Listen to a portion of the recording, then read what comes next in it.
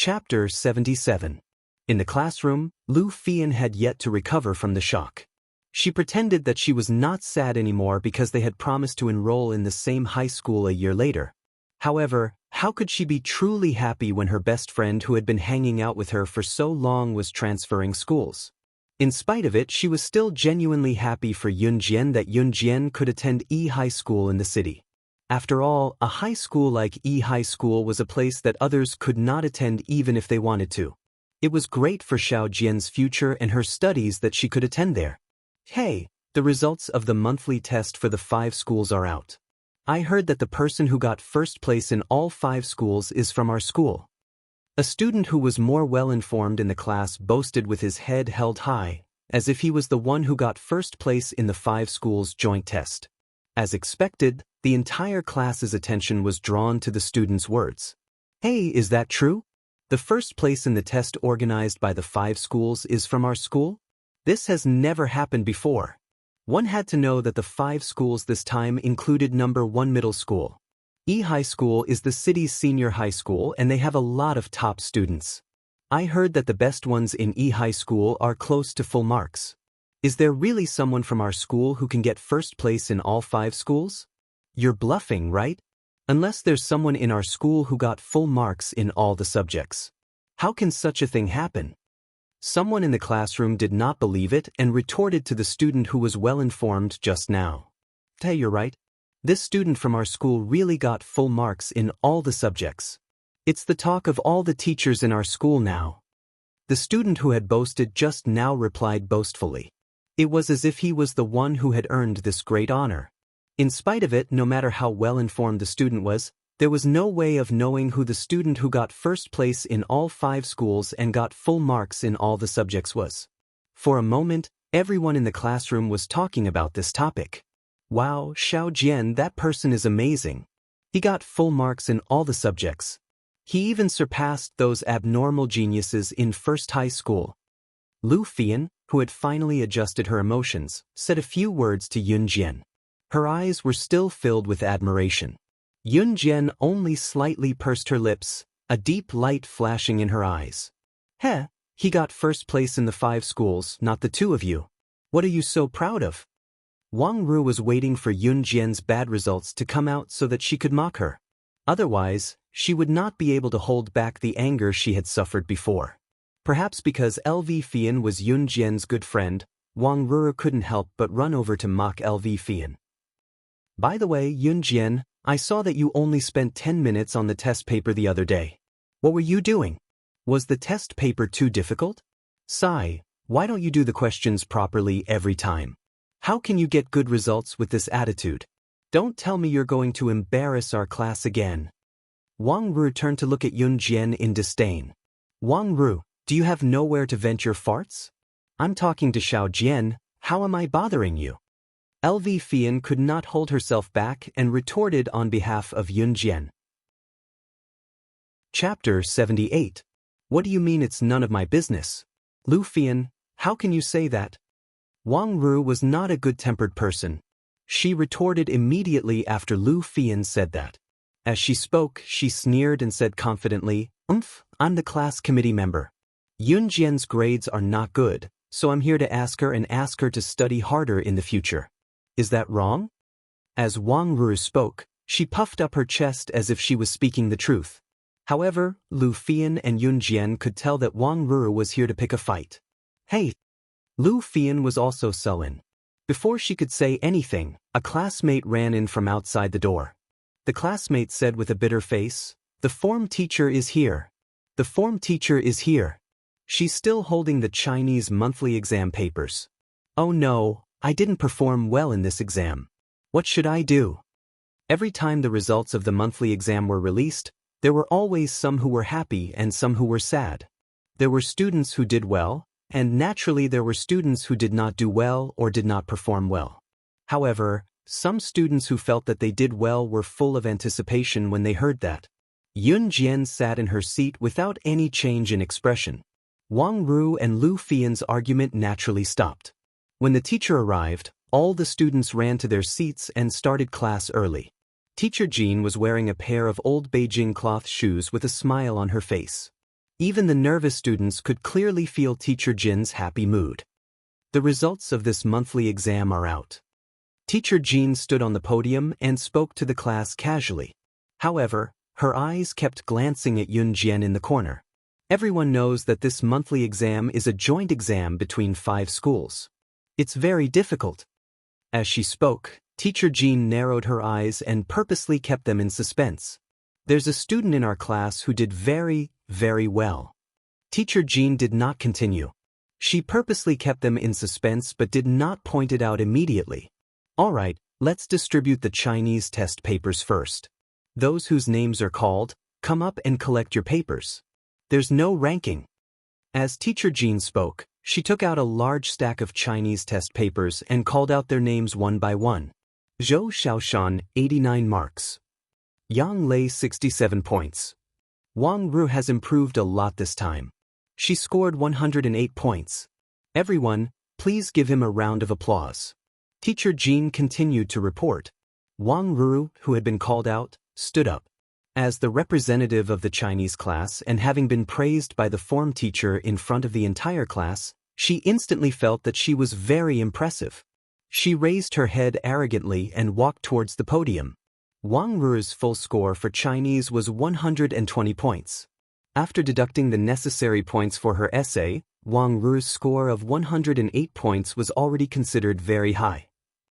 When she passed by Yun Jian after receiving the test papers, Wang Ru deliberately spread out the test papers so that Yun Jian could see the 108 marked on her test papers with a large red fountain pen. There was no need to mention how awesome he looked. It was as if she was afraid that others wouldn't know that she had scored 108 points. Chapter 79. When Teacher Jin said this, everyone only had one expression, disbelief. Lu Fian, who had been worried about her monthly test results, was stunned. Wang Ruru, who had just been praised by the teacher for her good results, was also stunned. The whole class was so shocked that even their breathing stopped. The person who had been rumored to be particularly amazing, who had surpassed the group of abnormal straight-A students in the 5-school joint examination and obtained the highest scores in all 4 subjects, was actually Yun Jian, who had always been ranked at the bottom of the cohort. No, this was impossible, right? Was today really not April Fool's Day? Impossible. This is impossible. She got full marks in all 4 subjects? This is impossible. Wang Ru shrieked, still clutching her 108 test paper. Then, Wang Ru shouted with an even more exaggerated expression. During the examination, she clearly only did the papers for 10 minutes for each subject. How could her answers be all correct? There must be a mistake. Yes, there must be a mistake. She cheated. Teacher, she must have cheated. Wang Ru's heart was filled with mixed feelings. She felt that what she had said and done to Yun Jian before was laughable, and it wandered around the tip of Wang Ru's heart. However, Wang Ru's nonsensical words had a different meaning in the ears of the other students.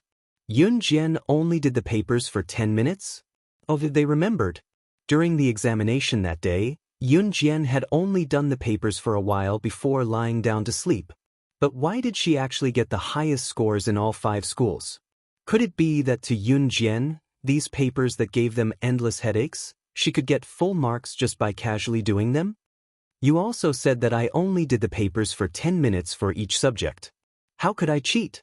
Copy from other students? Are their results as high as mine? Or copy from a book or a notebook? Is 10 minutes enough for me to copy the answers? Yun Jian was not someone who could sit still while others slandered her. She stood up and used her words to give Wang Ru a cold blow. Teacher Jin coughed, obviously agreeing with Yun Jian's words. After all, as the form teacher of Class 6 and a language teacher, she had at least a few decades of teaching experience. It was clear at a glance whether the students had cheated or written their own answers. Moreover, as Yun Jian said, she had cheated. How could she have cheated? Copied from others? There was no student in the class who could have such good results for her to copy. Even if she copied from the textbook, she would not be able to get full marks in all 4 subjects. To be honest, when Yun Jian's results came out, Teacher Jin was the most. How could a person's results change so much? She had become first place in the 5 schools joint examination. Alright, that's enough. The school has confirmed this and done a comparative analysis of student Yun Jian's test paper. It's confirmed that it's not plagiarism because student Yun Jian's math analysis, Chinese essay arguments, and English problem-solving ideas are all written in great detail. She could catch up with a college student or even a master's student. Teacher Jean took a deep breath and spoke in a tone that had yet to recover from the shock she felt when she first received the news. The moment Teacher Jean said that, all the students in the class gasped. Especially when they looked at Wang Ruru, their expressions changed. Chapter 80. A week passed quickly. Dong Ruan had already settled the school transfer procedures for Yun Jian while Qin Yiru had already packed the things they were moving away. There were not many things that belonged to them, only a few sets of clothes to change into. They did not have the money to buy other things in the past. Yun Yi knew that they were moving this week as well. She had specially rushed home from school to help with the move, moving her clothes and some useful books. When she left, a few neighbors who were close to Qin Yiru came to send her off. Lu Fian and the rest of the basketball team were all there. Xiao Jian, you have to take good care of yourself. We agreed that we'll go to the same high school a year later. This is our promise. Lu Fian held back her urge to cry as she forced a smile and winked at Yun Jian. We will. Yun Jian nodded and patted the back of Lu Fian's hand. This girl was the first person she had met who truly cared about her since her rebirth.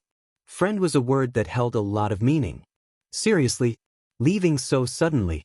It's so rare for our basketball team to have a girl who's so good at basketball and you're leaving. Wu Kuei did not know how to send her off. As a man, he could not cry like a girl, so he could only express his feelings with words. Yun Jian smiled at each other. After a few days of being together, she had also treated the basketball team as her friends. Let's meet again in Longmen City a year later. Yun Jian left them with a solemn declaration, but it made everyone's blood boil. Sure, you have to be our guide then. Li Xiangyi chuckled from the side, scratching his head out of habit. Yun Jian nodded with a smile, her pretty face drawing everyone's attention. Xiao Jian, Xiao Yi, we have to go now. The bus will be leaving soon. Get on quickly. Qin Yu bade farewell to the neighbors and called out to Yun Jian and Yun. They were finally leaving. They were leaving the place where they had lived for half their lives but grew increasingly disappointed. It was as if the heavy burden in their hearts had been lifted. After getting into the car drove off. Yun Jian could still see Lu Fian chasing after the car and shouting goodbye until she could no longer see her figure. At this moment, Yun Jian couldn't describe her feelings. However, she knew that she was destined to move forward. She was not a person who valued friendship and righteousness, but she was not a heartless person either. He would not stop his footsteps for anyone. When they arrived at the bus stop, Dong Ruan personally drove over to pick them up. Dong Ruan's family was very well off. They had both a car and a house. The only regret was that Dong Ruan's husband had passed away in an accident. He had died on the spot. She only left behind a son who was only 8 years old. Therefore, she usually lived in her own villa. Other than being alone with her son, she was always very lonely. Now that Qin Yiru's family could move in, she was really happy. The villa was very big, and there were many rooms that could be lived in. Dong Ruan arranged 2 rooms for each of Yun Jian, Yun Yi, and Qin Yiru, 1 bedroom and 1 study. The villa was still very empty. Qin Yiru did not need a study, so of course, she did not ask for one. After settling down, Qin Yiru planned to go out and look for a job. After all, this was someone else's house. It was not comfortable to live here. After saving enough money, she would eventually have to move out. When Dong Ruan heard that Qin Yiru wanted to look for a job, she initially tried to stop her. After all, Qin Yiru's hand injury had just recovered. However, she could not persuade Qin Yiru, so she found a very easy job for her. Moreover, the monthly salary was quite high. At least, it was much higher than when she worked in the textile factory. At this moment, after Yun Jian settled down, she could see C almost every day. However, there was nothing to talk about. Chapter 81. What Yun Jian did not know was that before Yuan Ingjun, who stayed in Xinjiang town, could play his dirty tricks on her, Yun Jian had already transferred to another school. Reality proved that when Yuan Ingjun heard that Yun Jian had transferred to another school without a word, he was so angry that he almost vomited blood. He watched as his meticulously planned plan went down the drain. Of course, this was a story for another time. At this moment, Yun Jian was carrying her daily necessities. She did not have much and was walking toward her new school with relaxed and happy steps. Looking up at the entrance of number 1 high school, a red plaque was erected above the school gate. Dragon Gate number 1 High School. Dragon Gate number 1 High School was the school's full name that people often talked about. Yun Jian was a transfer student and had joined the school midway, so she reported to the principal's office as soon as she arrived at the new school. Principal Zhang was a middle-aged man with a square face. He sat upright and still, looking like a solemn and strict teacher. Since Yun Jian was introduced by Dong Ruan and Dong Ruan was a high-ranking official in the city's education bureau, Principal Zhang's attitude toward Yun Jian carried a hint of flattery. He even arranged Yun Jian to be in the best class in Year 3. Year 3 Class A. Every grade here was divided into classes by alphabets. For example, Class A, B, C, D. Of course, the students who were able to enter number 1 middle school were either from wealthy families or had excellent academic results. The students in Class A of each grade were either the most well-off or the most outstanding in this group. Due to Dong Ruan's background, Yun Jian was directly arranged to be in Class A.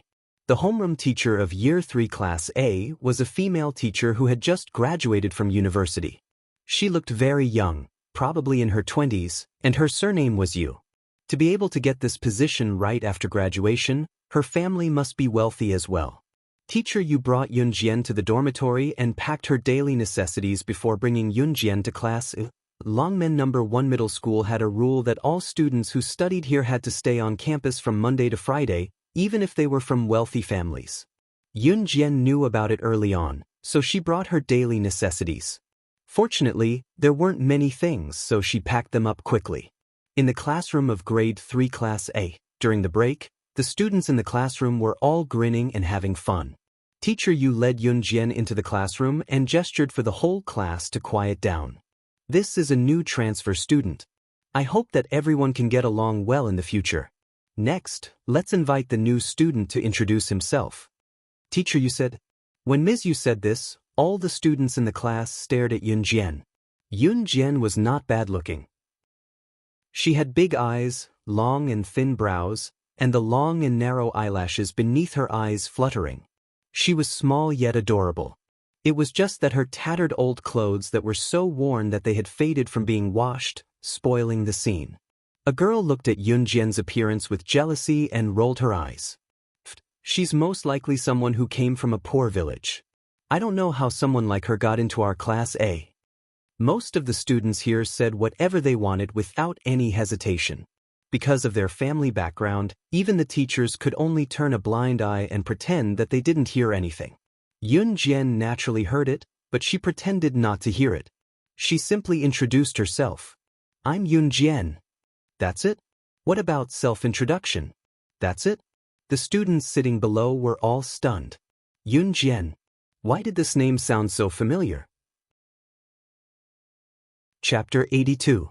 Most of the students in Class A didn't pay much attention to the exam results. Most of the students in Class A were from wealthy families, but the teachers assigned to them were the best in the entire cohort.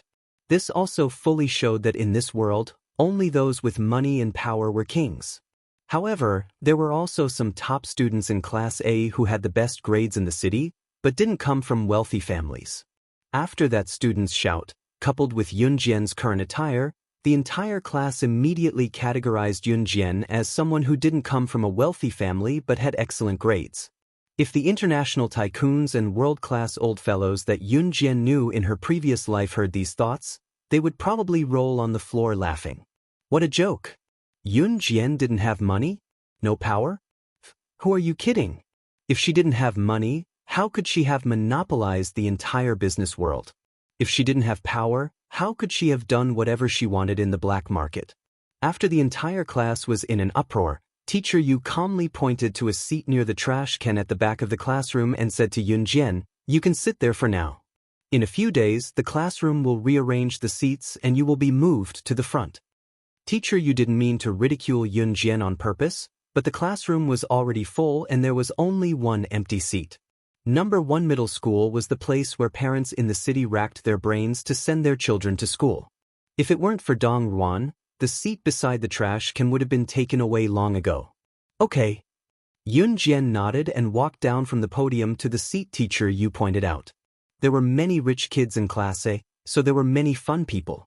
When Yun Jian walked through the aisle and headed to the back of the classroom, she saw a boy covering his mouth and laughing as if he was up to something. His scheme was written all over his face. Yun Jian pretended not to see it and continued walking to the back of the classroom. When she went to the back and was near the seat of the boy who was smirking just now, he suddenly extended a leg, wanting to hook Yun Jian with it to tease the new student. Many of the students in the class were laughing in their hearts, as if they were already accustomed to this boy's trick of entertaining new students. In everyone's imagination, when Yun Jian walked over, she was suddenly tripped by the boy and fell directly to the ground with a bang, causing the whole class to burst into laughter. However, that was not the case. The boy suddenly stretched out a leg. Under the expectant gaze of the students, Yun Jian smiled. She lifted her leg and was about to walk over, but suddenly stopped in midair. The boy had already stretched out his leg and placed it in the middle of the aisle. At this moment, Yun Jian paused her leg in the air and suddenly stomped down. Ah! Looking again, the boy's leg was actually stepped on by Yun Jian. He cried out in pain, "Ah, it hurts, it hurts." Yun Jian stomped hard. She paused for a moment and then raised her leg. Her eyes were bright, but she was looking ahead. In other words, she had accurately stepped on the boy's leg based on her intuition. When the students in the class saw this scene, they were all dumbfounded. Every time a new student came to the class, as long as they were students who did not come from rich families but were exceptionally good in their studies, they would be bullied. Just like what the boy did just now. However, no one had ever been able to avoid it. When Yun Jian walked over just now, it was as if she did not know about this at all. How did the next moment, the person who was being stepped on become this boy? Chapter 83. The boy was not angry at being stepped on. Instead, he chuckled and rubbed his retracted foot, teasing Yun Jian right in front of Miss Yu. "Hey, new student, you're pretty good. Let's be friends. I'm Zhang Xiaofeng, what about you?" Although Yun Jian had introduced herself in front of the class, no one would remember the new student's name on purpose. Yun Jian ignored him and walked past Zhang Xiaofeng to her designated seat. The girls in the class were displeased again. Zhang Xiaofeng was the most handsome boy in Yihai. He was handsome and could charm a lot of girls. More importantly, he came from a wealthy family and was said to be the heir of a large corporation in Longmen City, worth tens of millions. Many girls in Class A were Zhang Xiaofeng's admirers. Hence, the girls expressed their displeasure at the newcomer, Yun Jian. Why is this newcomer so smug? She dares to ignore young Master Feng. Does she really think she's some treasure? Who does she think she is? That's right. She doesn't even look at what she's wearing. TSK, those clothes must have been picked up from street stalls. She's still wearing them. The boys and girls in number 1 middle school came from well-to-do families. Therefore, in school, they always liked to compare who bought which branded clothes or shoes. Yun Jian's attire became another topic of discussion for these girls who already held grudges against her. In spite of it, Yun Jian ignored them and pretended not to hear them. Yun Jian's seat was next to the trash can, so she did not have a desk mate. Just as she was about to take a short nap with her eyes closed, she suddenly felt a touch on her arm.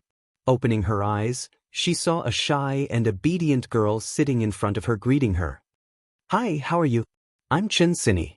Can I be friends with you?" The girl blinked cutely and continued in a familiar tone, "I know your name is Yun Jian. After hearing my introduction, you don't have to introduce yourself to me again." Chen Sini behaved naturally and gracefully. Although she had the aura of someone born in a wealthy family, she didn't ridicule or despise Yun Jian because of her clothes like other girls. This made Yun Jian have a good impression of Chen Sini. She nodded and replied to the cute girl, "Yes. Since you've agreed, then we're friends from now on. You can't go back on your word." Chen Sini smiled sweetly and made a face at Yun Jian, with a hint of mischief in it. However, as soon as Chen Sini finished her last sentence, the bell rang. Chen Sini chuckled and curled her lips. It's time for class. Let's go to the cafeteria for lunch. The next class was an English quiz. To put it bluntly, it was an exam, so the third and fourth classes were held together. After the two classes, it was lunchtime. Number 1 middle school's cafeteria paid by swiping a card. After charging money into the card was swiped after ordering. Lunchtime was 1.5 hours long, so it was enough for the students to line up and eat. Before Yun Jian could apply for her meal card, Chen Sini held her arm and generously asked her to pay with her own card first. The school cafeteria did not accept cash. After getting their food and sitting at the dining table in the large cafeteria, Chen Sini could not help asking Yun Jian, even addressing her affectionately, Jian Jian, which school did you go to before? She took a bite of her food as she spoke. Hearing Chen Sini call her Jian Jian, Yun Jian was surprised. It was a weird form of address, but she did not think much of it. Yun Jian was not repulsed by Chen Sini's enthusiasm. That was why she did not reject Chen Sini when she took the initiative to hold her arm. Xinjiang Town High School. Yun Jian took a big bite of meat and replied as she chewed. She was a little thin and frail, so it was easy for her to fight with normal people. However, if she were to encounter high-level assassins and secret agents in her past life, she would be lacking in stamina. She had to nourish herself well to keep up with her physique. Wow, it must be fun. Chen Sini did not mean anything bad. She was just being childish. Across the four-seater table where they were sitting, a handsome boy with a smile took his seat opposite Yun Jian with a plate of rice. Looking up, it was Zhang Xiaofeng. It was obvious that Zhang Xiaofeng's appearance had attracted the attention and screams of the girls around the cafeteria. Hey, new student, I know now. You're Yun Jian, right? Ha. Zhang Xiaofeng said to Yun Jian with his signature smile. He then scanned the surroundings and went to Yun Jian to ask softly, "What's your name?" Chapter 84. Once Zhang Xiaofeng said that, Yun Jian looked up at him and went back to eating without replying. Zhang Xiaofeng panicked and turned to Chen Sini, who was giggling. Hey, Sini, put in a good word for me. It looked like Zhang Xiaofeng and Chen Sini were old acquaintances and had a close relationship. Heh. Chen Sini chuckled with a hand over her mouth and turned to Yun Jian. Jian, don't teach him. He's bad. Zhang Xiaofeng and Chen Sini were actually cousins and had been bickering since they were young. As Zhang Xiaofeng was a few months older than Chen Sini and had a playful personality, he usually liked to bully Chen Sini.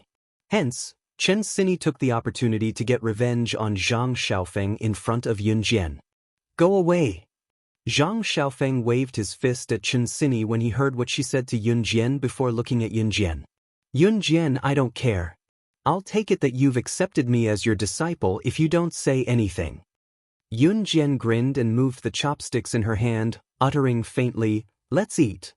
Zhang Xiaofeng and Chen Sini were speechless. A week passed by quickly. It was more relaxing in school this week, at least they did not run into any trouble. Even if there were, they had Chen Sini and Zhang Xiaofeng to protect them. These few days, Zhang Xiaofeng had been chasing after Yun Jian and calling her master, non-stop, surprising a lot of people. Yun Jian was exasperated. It was Friday soon. Yun Jian packed the things she wanted to bring home for the weekend. There was not much, so she put everything in her bag and left the dorm for the school gate. There was a direct bus from Human High School to her family's villa. Yun Jian went to the bus stop after she exited the school gate. There was a lot of traffic in front of the school gate. There were not many cars in this era, so most of the students took the bus.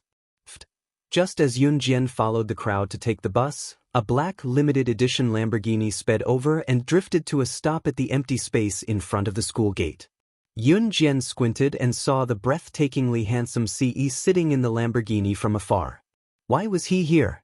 Yun Jian squinted, wondering why this person who had nothing to do with her was here. Just as she thought about it, the girls at the school gate screamed. Oh my God, who is that? He's so handsome. How can there be such a handsome person in this world? Oh my God, I'm not dreaming, am I? Is he here to pick someone up? Is it his girlfriend? Wow, I'm so jealous.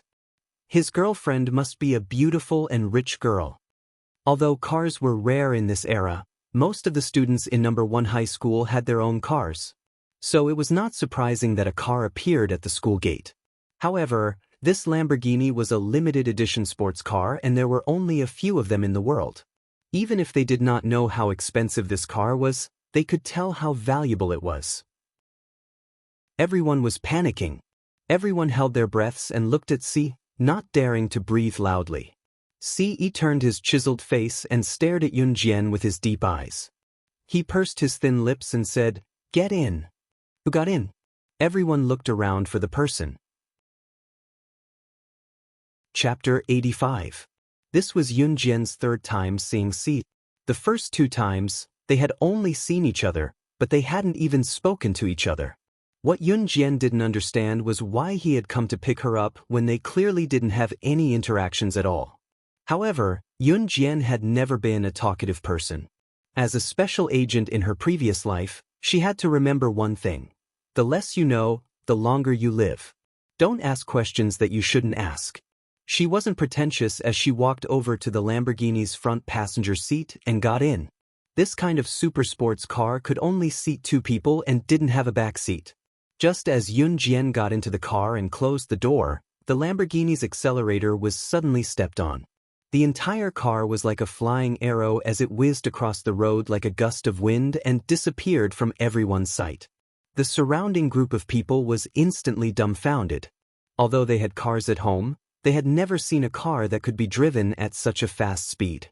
The car just now wasn't driven at such a speed, it was as if it was running at full speed. That speed was really like a gust of wind.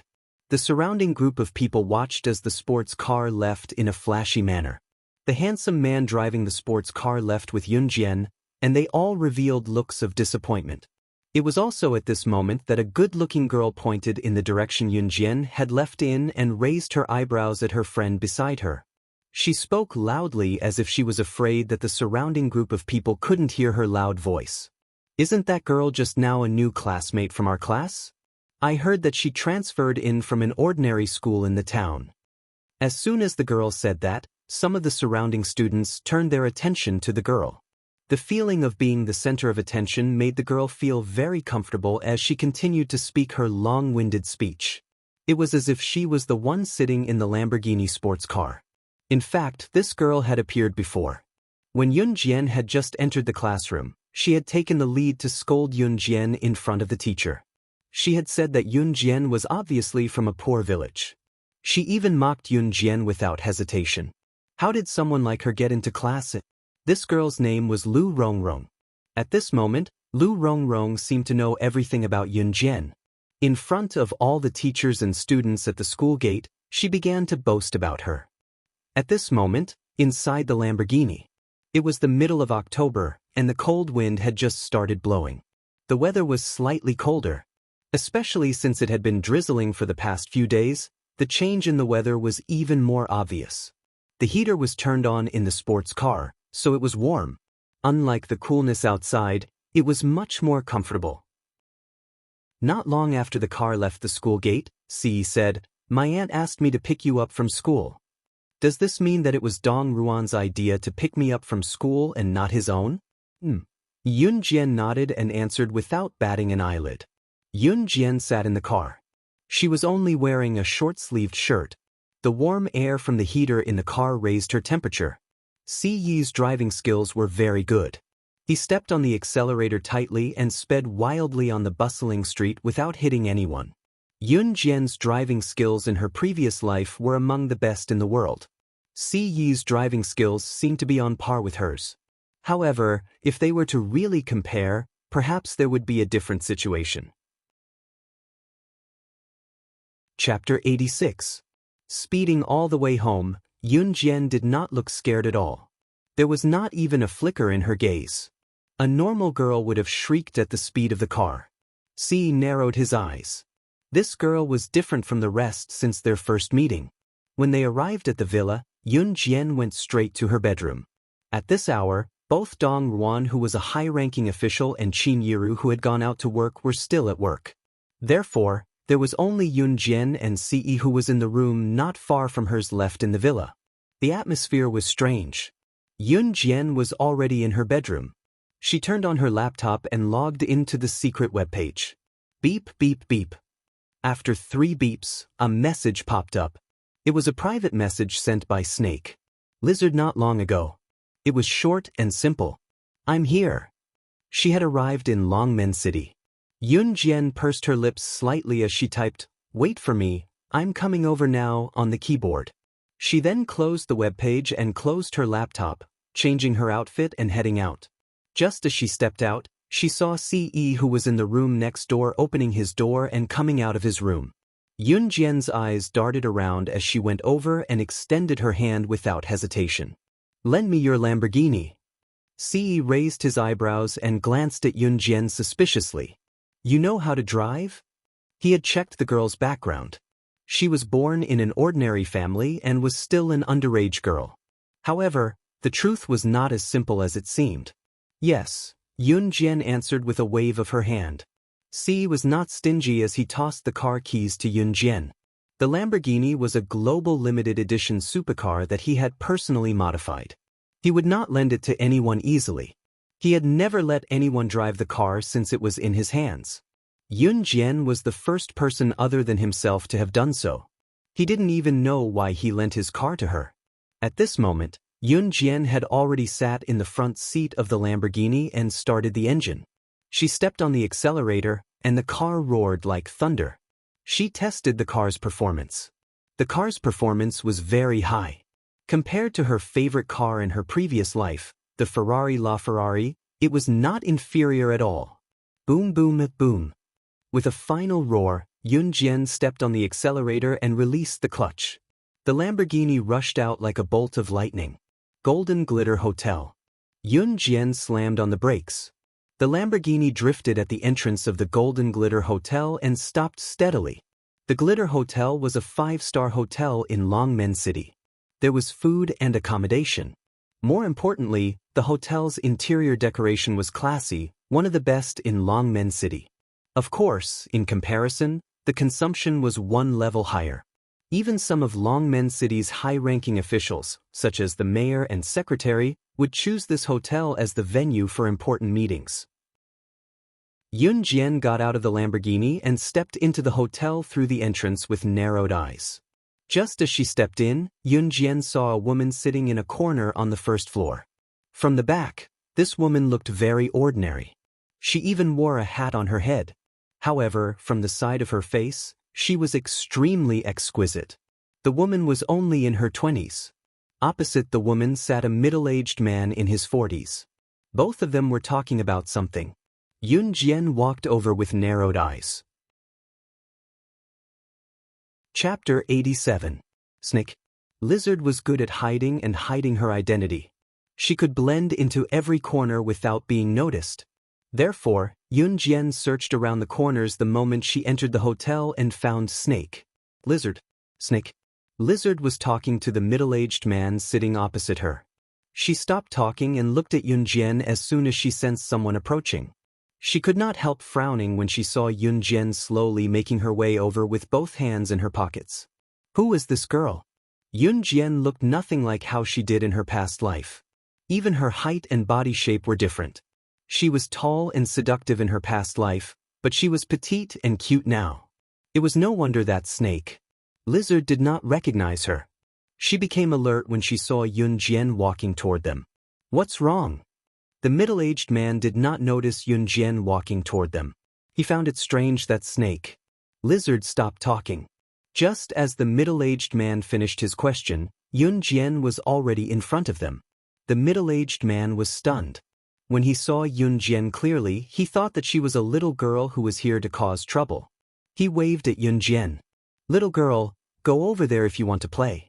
Uncle and sister have something important to discuss." The middle-aged man pointed at the door as he spoke, obviously thinking that Yun Jian had gone to the wrong place. Yun Jian ignored the middle-aged man's explanation.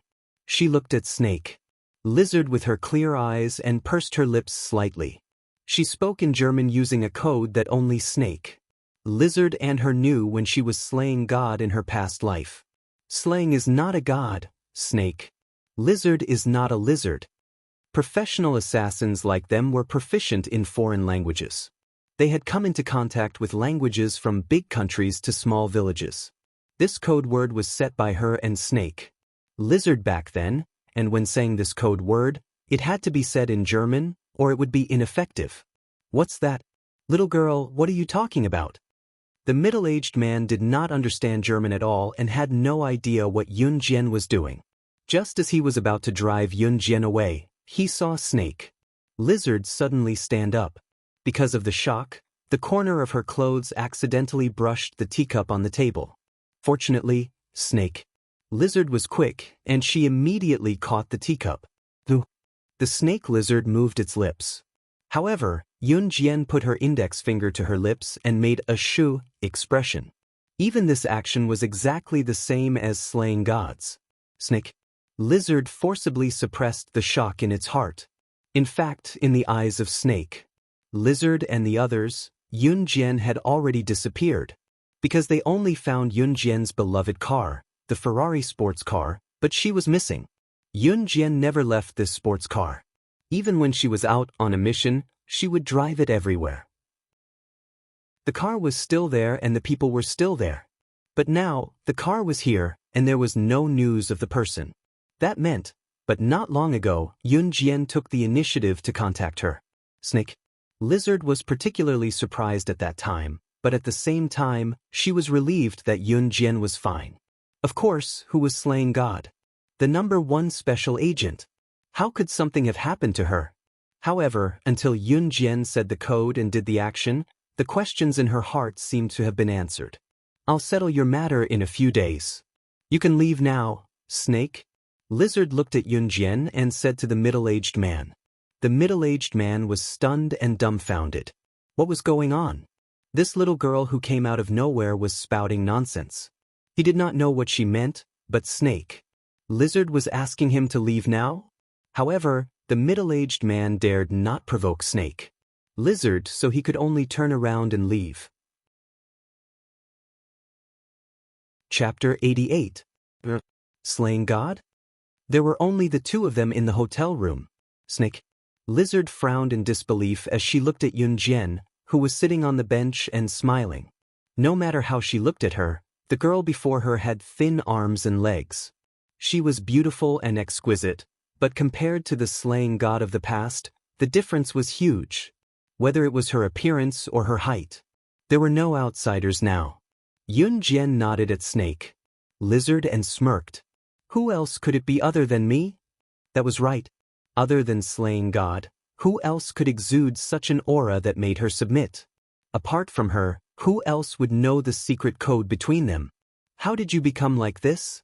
Snake. Lizard breathed a sigh of relief. After confirming that Yun Jian was slaying God again, she asked in confusion and shock. Who wouldn't be shocked to be reborn into another person's body? That was why Yun Jian hid the truth from the people around her after her rebirth. Even if she told them, no one would believe her. Instead, they would think that she had gone mad. However, it was different for Snake. Lizard. Yun Jian knew Snake. Lizard and her weakness, so she told Snake. Lizard without fear. At the same time, there was no doubt that Snake.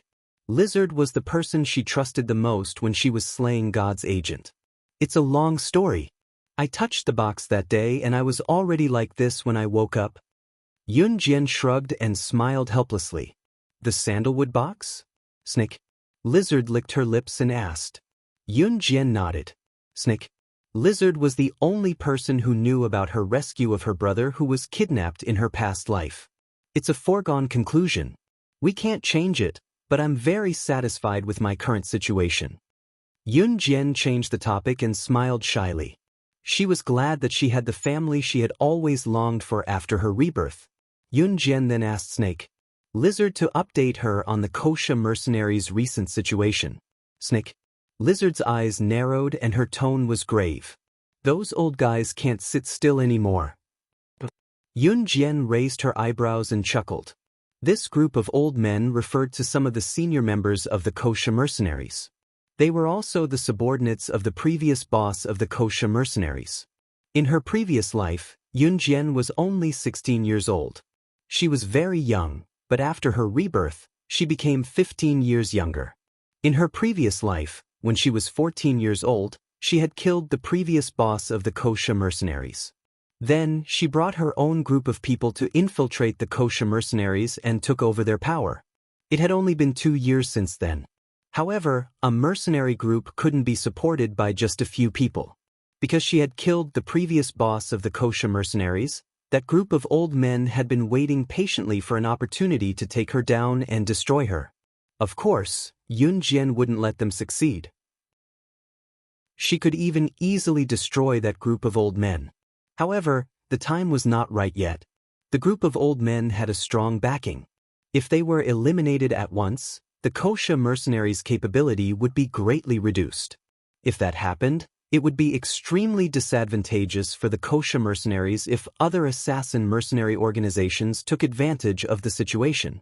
What she wanted to do was to replace all the old members of the Kosha mercenaries with her own people and make them fall into hell step by step. Stay in Longmen City for now. Don't go back to the organization. Remember to tell Tiger, Leopard to keep an eye on those old men. Report to me immediately if they do anything. Yunjian's lips curled into a half-smile that was eerily charming. Okay. Snake. Lizard nodded. She had never rejected Yunjian's orders. Tiger. Leopard was the person who picked up Yunjian's call when she was in Xinjiang town. Both Snake, Lizard and Tiger. Leopard were absolutely obedient to Yunjian. It was because Snake, Lizard and Tiger, Leopard were saved by Yunjian. Without Yunjian, they would not be where they were today. It was almost dusk when Yunjian and Snake, Lizard came down from the private room of the hotel. Yunjian walked in front while Snake, Lizard followed behind. Both of them were walking down the spiral staircase of the hotel. A group of rowdy people came in from the entrance. Judging by their attire, they were students. Yunjian, however, saw someone she was extremely familiar with in the crowd. Brother Yuni? Why was he here? Yunjian was stunned. Yun-Yi and the rest did not see her, but she happened to see Yun-Yi looking awkward.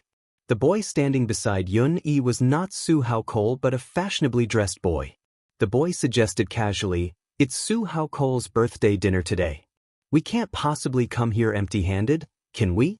How about this, each of us will give Su Haokol a 100 yuan red packet. Does anyone have any objections?" The group had no objections, but Yun-Yi, who was standing among them, stood out like a crane among a flock of chickens. 100 yuan was not a small amount to him. Therefore, Yun-Yi was quite embarrassed. The boy seemed to have disliked Yun-Yi for a long time. He suddenly turned to look at Yun-Yi and said with a chuckle, "Yun-Yi, you don't have to pay. Your family background is poor and we all know you can't afford it. Anyway, you and Haoji are good friends. He won't mind."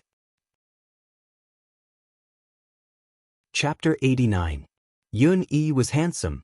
He was the tallest and most handsome person in the group. However, it also attracted the jealousy of the other boys in the class. Most of the girls in the class were looking at Yun-Yi. All of them blushed and did not even look at the other boys. The boy just now was the one in Yun-Yi's class who disliked him the most. His name was Wu Kuang. Wu Kuang was not very good-looking. Although he was quite tall, he was a little fat. His face was covered with acne. Because his family was rich, it was inevitable that he felt that he was better than others. He was arrogant and domineering. Most of the students in Yun-Yi's class were from the city. Their families were quite rich. The whole class was invited to Su Haokol's birthday party. Of course, there were also many students who did not attend the party. Yun-Yi and Su Haokol were close friends. Of course, it was impossible for him not to give face and not attend. Wu Kuang took advantage of this. In addition, most of the students who came to the party today were from rich families. He came up with this idea to embarrass Yun-Yi. Yun-Yi was really embarrassed by Wu Kuang's words. After all, it was his good friend's birthday party. Although Su Haokol had told him not to send any gifts and that it was fine as long as he came, the thought was the most important. However, he saw that all the classmates who came with him had given red packets. On the other hand, he, who was the closest to Su Haokol, did not pay a single cent and came to eat and drink for free. What did it look like? However, Yun-yi really did not have any money. At most, he only had a few yuan. He had saved it for a few months. After all, his family's situation was also there. Now, he was even living in someone else's house. How could he have spare money? Wu Kuang snickered in his heart. He was waiting to see Yun-yi's embarrassed face. "Brother!" At this moment, a beautiful and crisp voice came in time. The voice was crisp and pleasant like the sound of nature. A girl about 15 years old walked down the spiral stairs. This girl was wearing ordinary clothes, and behind her was a woman wearing a hat. However, what made people's eyes light up was the girl's beautiful and delicate little face. Yun Jian walked over and stood beside Yun. She ignored the others and smiled at Yun. "Brother, why are you here?" "Xiao Jian?" Yun-yi was taken aback. She wanted to ask Yun Jian the same question, but she was one step ahead of her. "It's his birthday today. He's treating everyone to a banquet here. Our classmates are all here to celebrate his birthday." Yun-yi's awkwardness eased a little when she saw her younger sister. He even felt that as long as his sister was around, there was nothing that couldn't be done. "Oh." Yun Jian pretended to understand what was going on. She nodded and then burst into a bright smile. "Then you shouldn't mind if I bring my friends along for a free meal, right?" As she spoke, Yun Jian shifted to the side and revealed snake. Lizard as well. The others could not help rolling their eyes inwardly when they heard Yun Jian. They had seen shameless people, but they had never seen someone as shameless as her, coming up to ask for a free meal. Yun-yi, who had never seen snake, lizard before, was surprised and looked at Yun Jian. "Xiao Jian, she's my friend," Yun Jian answered with half-squinted eyes. "Yun-yi, this is your younger sister?" Wu Yin looked at Yun-yi with gritted teeth when she saw that her scheme did not work and was interrupted by Yun Jian. Wu Yin did not wait for Yun-yi to admit that Yun Jian was her younger sister and said eagerly, "Yun-yi, your sister's bringing her friends to the gathering too? That's not very nice, is it? Su Haokol is treating our classmates to a meal out of kindness. We'll forget about your share, but if there are 2 more people..." The meaning behind her words was self-evident. Chapter 90. Sure enough, as soon as Wu Yin finished speaking, not only Yun-yi, but also some of the classmates around them could hear Wu Yin's strong hostility towards Yun-yi. They all showed a trace of embarrassment. Wu Yin did not give up. He smiled evilly and did not feel that he had just said anything overboard. Instead, he added fuel to the fire and said to Yun-yi in a charitable tone, Forget it. I think Yun-yi, I'll pay for your red packets." As he spoke, Wu Yin took out a leather wallet from his trouser pocket and took out 3 red Grandpa Mao notes from the wallet. When he did this, he deliberately paid attention to the gazes of the group of people around him. He put on airs as if he was superior to others. "Wow, Wu Yin, is the wallet in your hand made of real leather? It's so cool. This style hasn't been sold in the market yet." At this time, a boy in the group with big glasses sighed. The boy's words made Wu Yin even more proud. Wu Yin held the 3 cute Grandpa Mao notes in his hand.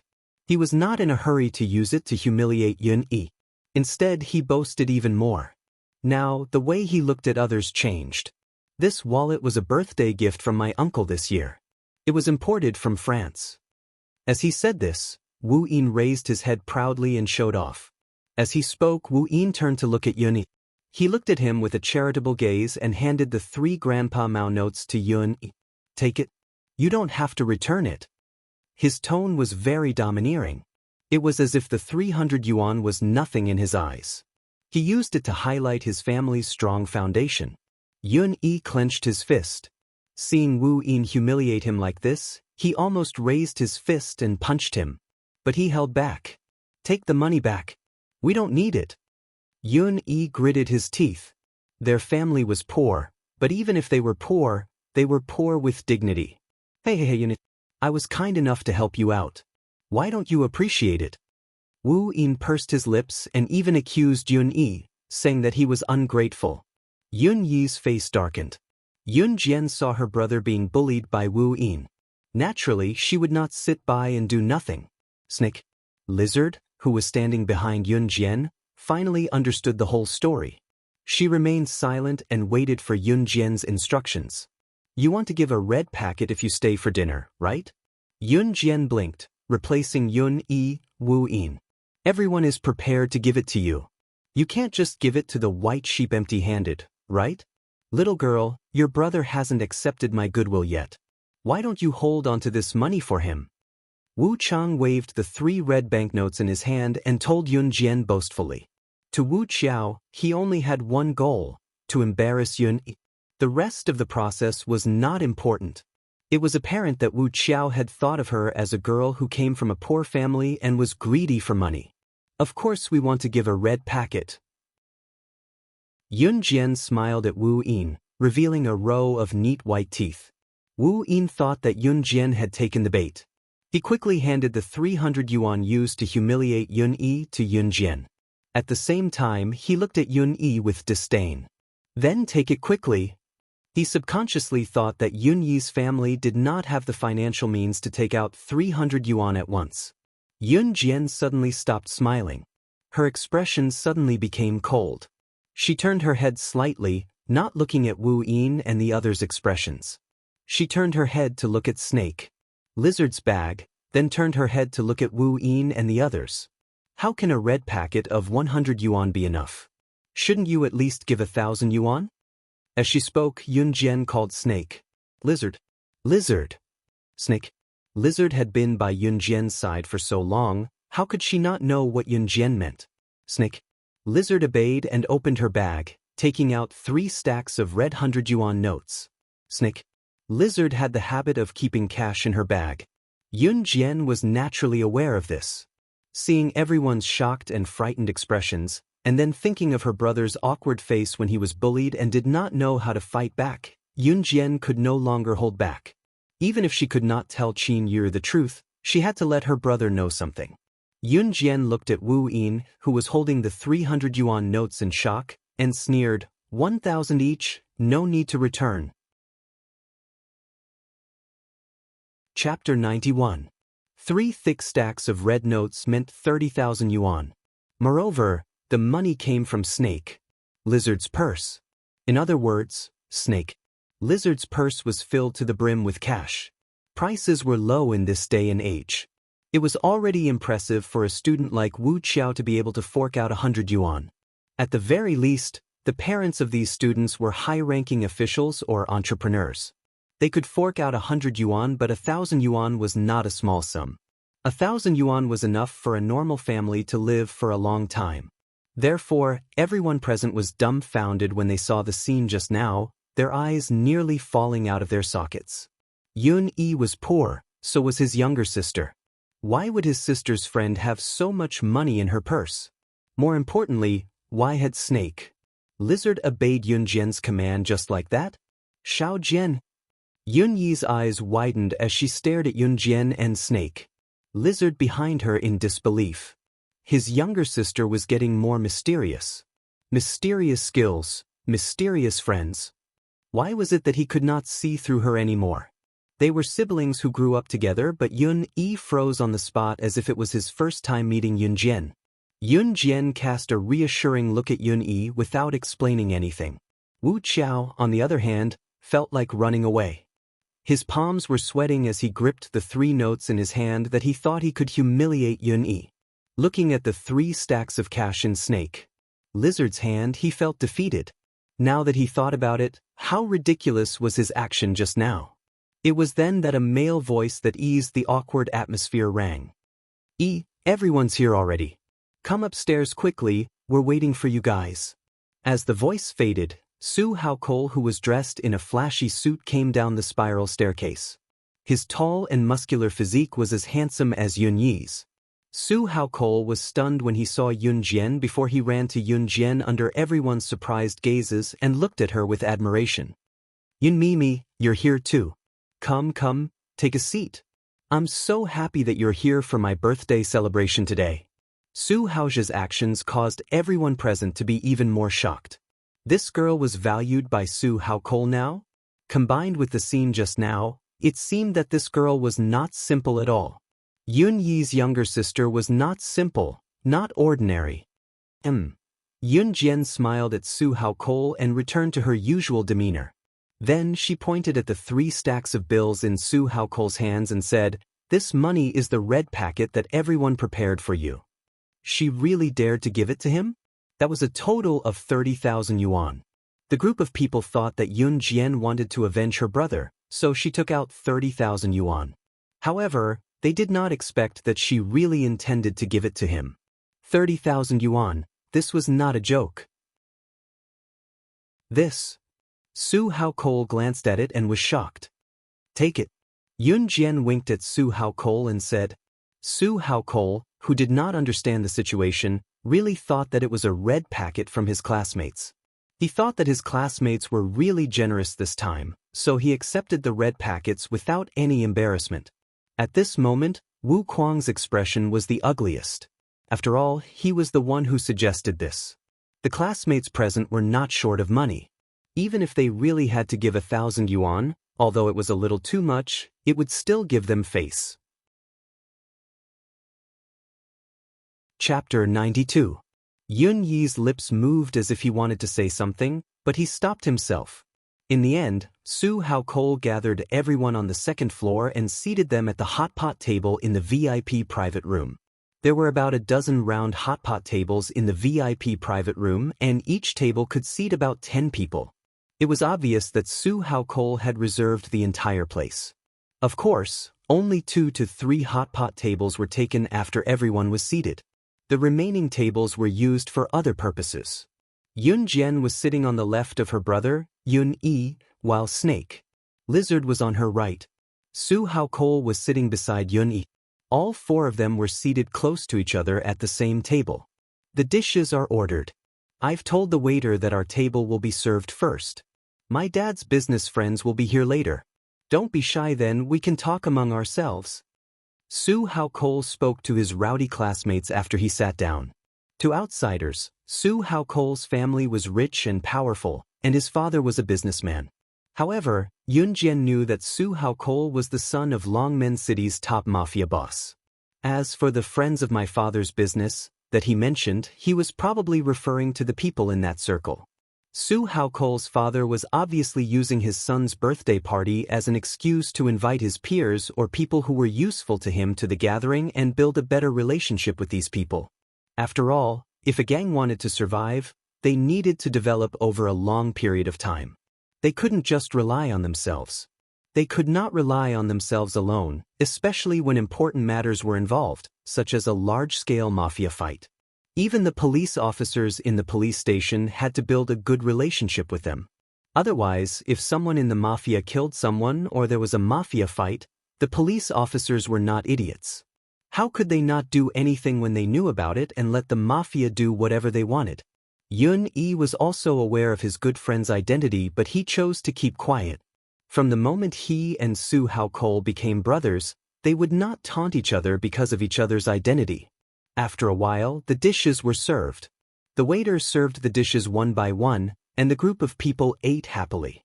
After all, eating at the Golden Sparkle Hotel was very expensive. Even if most of the people present had a good foundation, it was impossible for them to eat here often. Otherwise, wouldn't he be broke from eating? Yun Jian sat in her seat and picked the big and fat meat to eat. Her stamina couldn't keep up, so she had to eat more energy. Simply running wasn't enough strength anymore. Slow down, Xiao Jian. No one's fighting with you. Seeing this, Yun Yi smiled handsomely and reached out to wipe off the meat residue on his sister's mouth. Ah, Mayor Gu, this way please. At this moment, a loud male voice came from the door. Then, a group of middle-aged men in their 30s and 40s walked into the room. Standing at the very front were 2 middle-aged men dressed in formal attire. The people who came in later also greeted them politely. This group of people didn't look ordinary. They obviously treated today as a gathering to make connections and expand their influence. The greeting of Mayor Gu attracted everyone's attention. Mayor Gu? Wasn't that Longmen City's mayor? Such a big shot was here too. Looking at the people who came in later, Each of them had an imposing aura and looked like people who were destined for great things. Yun Jian narrowed her eyes and turned to look at Snake. Lizard. Snake. Lizard's lips were pressed together when she saw the first middle-aged man who came in. The middle-aged man was none other than the man who was talking to Snake. Lizard when Yun Jian found her downstairs. What was more amazing was that Su Hao Cole went to the middle-aged man and called out, "Dad." The middle-aged man was Su Hao Cole's father, the boss of Longmen City's top mafia group, Su Zetian. Chapter 93. The man standing next to Su Zetian was Mayor Gu. Mayor Gu was the mayor of Longmen City. His official position was one of the highest in the entire city, and his political status in Longmen City was extraordinary as well. As a mafia boss, it was not surprising that Su Zetian had dealings with people from the government. Yun Jian narrowed his eyes as he watched Su Zetian and the others coming in. Su Zetian did not see Snake, Lizard and Yun Jian at all. He was smiling and nodding at his son, Su Hao Cole, before following Mayor Gu into the private room to sit at an empty hotpot table. The others followed suit and sat at the empty seats around them. These people were high-ranking officials, triads, or business tycoons. Their social status was not low. They knew how to blend into the environment quickly and find companions who could benefit them, building a closer relationship and seeking cooperation that was mutually beneficial. This was the purpose of their gathering. They were not really here to celebrate Su Zetian's son, Su Hao Cole's birthday. Su Hao Cole was more or less disappointed that his father did not even wish him a happy birthday. Even his birthday party was a pretense to expand his influence. It was the same every year, but when he was filled with anticipation and was disappointed again and again, it was like a beloved toy being cruelly smashed in front of him, and he was helpless to do anything about it. Su Hao Cole could only bury his emotions deep down to prevent others from noticing his predicament. Happy birthday. It was at this juncture that Yun Yi seemed to have noticed Su Hao Cole's mournful gaze. He placed his slender hand on Su Hao Cole's broad shoulder to comfort Su Hao Cole. Happy birthday. With Yun Yi taking the lead, everyone present congratulated Su Hao Cole after hearing it. Su Hao Cole pursed his thin lips. His voice became a little hoarse, and the gratitude in his eyes was genuine. Thank you, everyone. All right. We're all old classmates. There's no need to thank me. It's what I should do. Someone mumbled. His words moved Su Hao Cole even more. Yun Jian also followed the trend and shouted, "Happy birthday," to Su Hao Cole. However, her attention was actually focused on Su Zetian. Snake. Lizard had explained Su Zetian's identity to her, including why Snake. Lizard had met Su Zetian. Yun Jian did not expect Su Zetian to be a member of the kosher mercenaries. However, Su Zetian's influence in the kosher mercenaries was very small. Just like the members of the kosher mercenaries were scattered all over the world, there were at least a few 100,000 of them. Furthermore, this group of people was divided into different groups. For example, the intelligence team, the assassination team, the investigation team, and so on. Su Zetian was merely a small force of the kosher mercenaries in Longmen City. As the boss of the kosher mercenaries in her past life, Yun Jian had left everything to Tiger, Leopard and Snake, Lizard to manage. It was only natural that she did not know of Su Zetian's existence. Although Su Zetian was a member of the kosher mercenaries, if he wanted to meet Yun Jian, it would be like an ordinary person meeting the country's president in her past life. Who knew that Yun Jian would end up in Longmen City after going around in circles one day? The wine glass in Su Zetian's hand that was sitting not far away suddenly fell to the ground with a bang and shattered into pieces. His calm demeanor when he was conversing with Mayor Gu crumbled instantly. It was because Su Zetian had just looked up when he saw Snake. Lizard.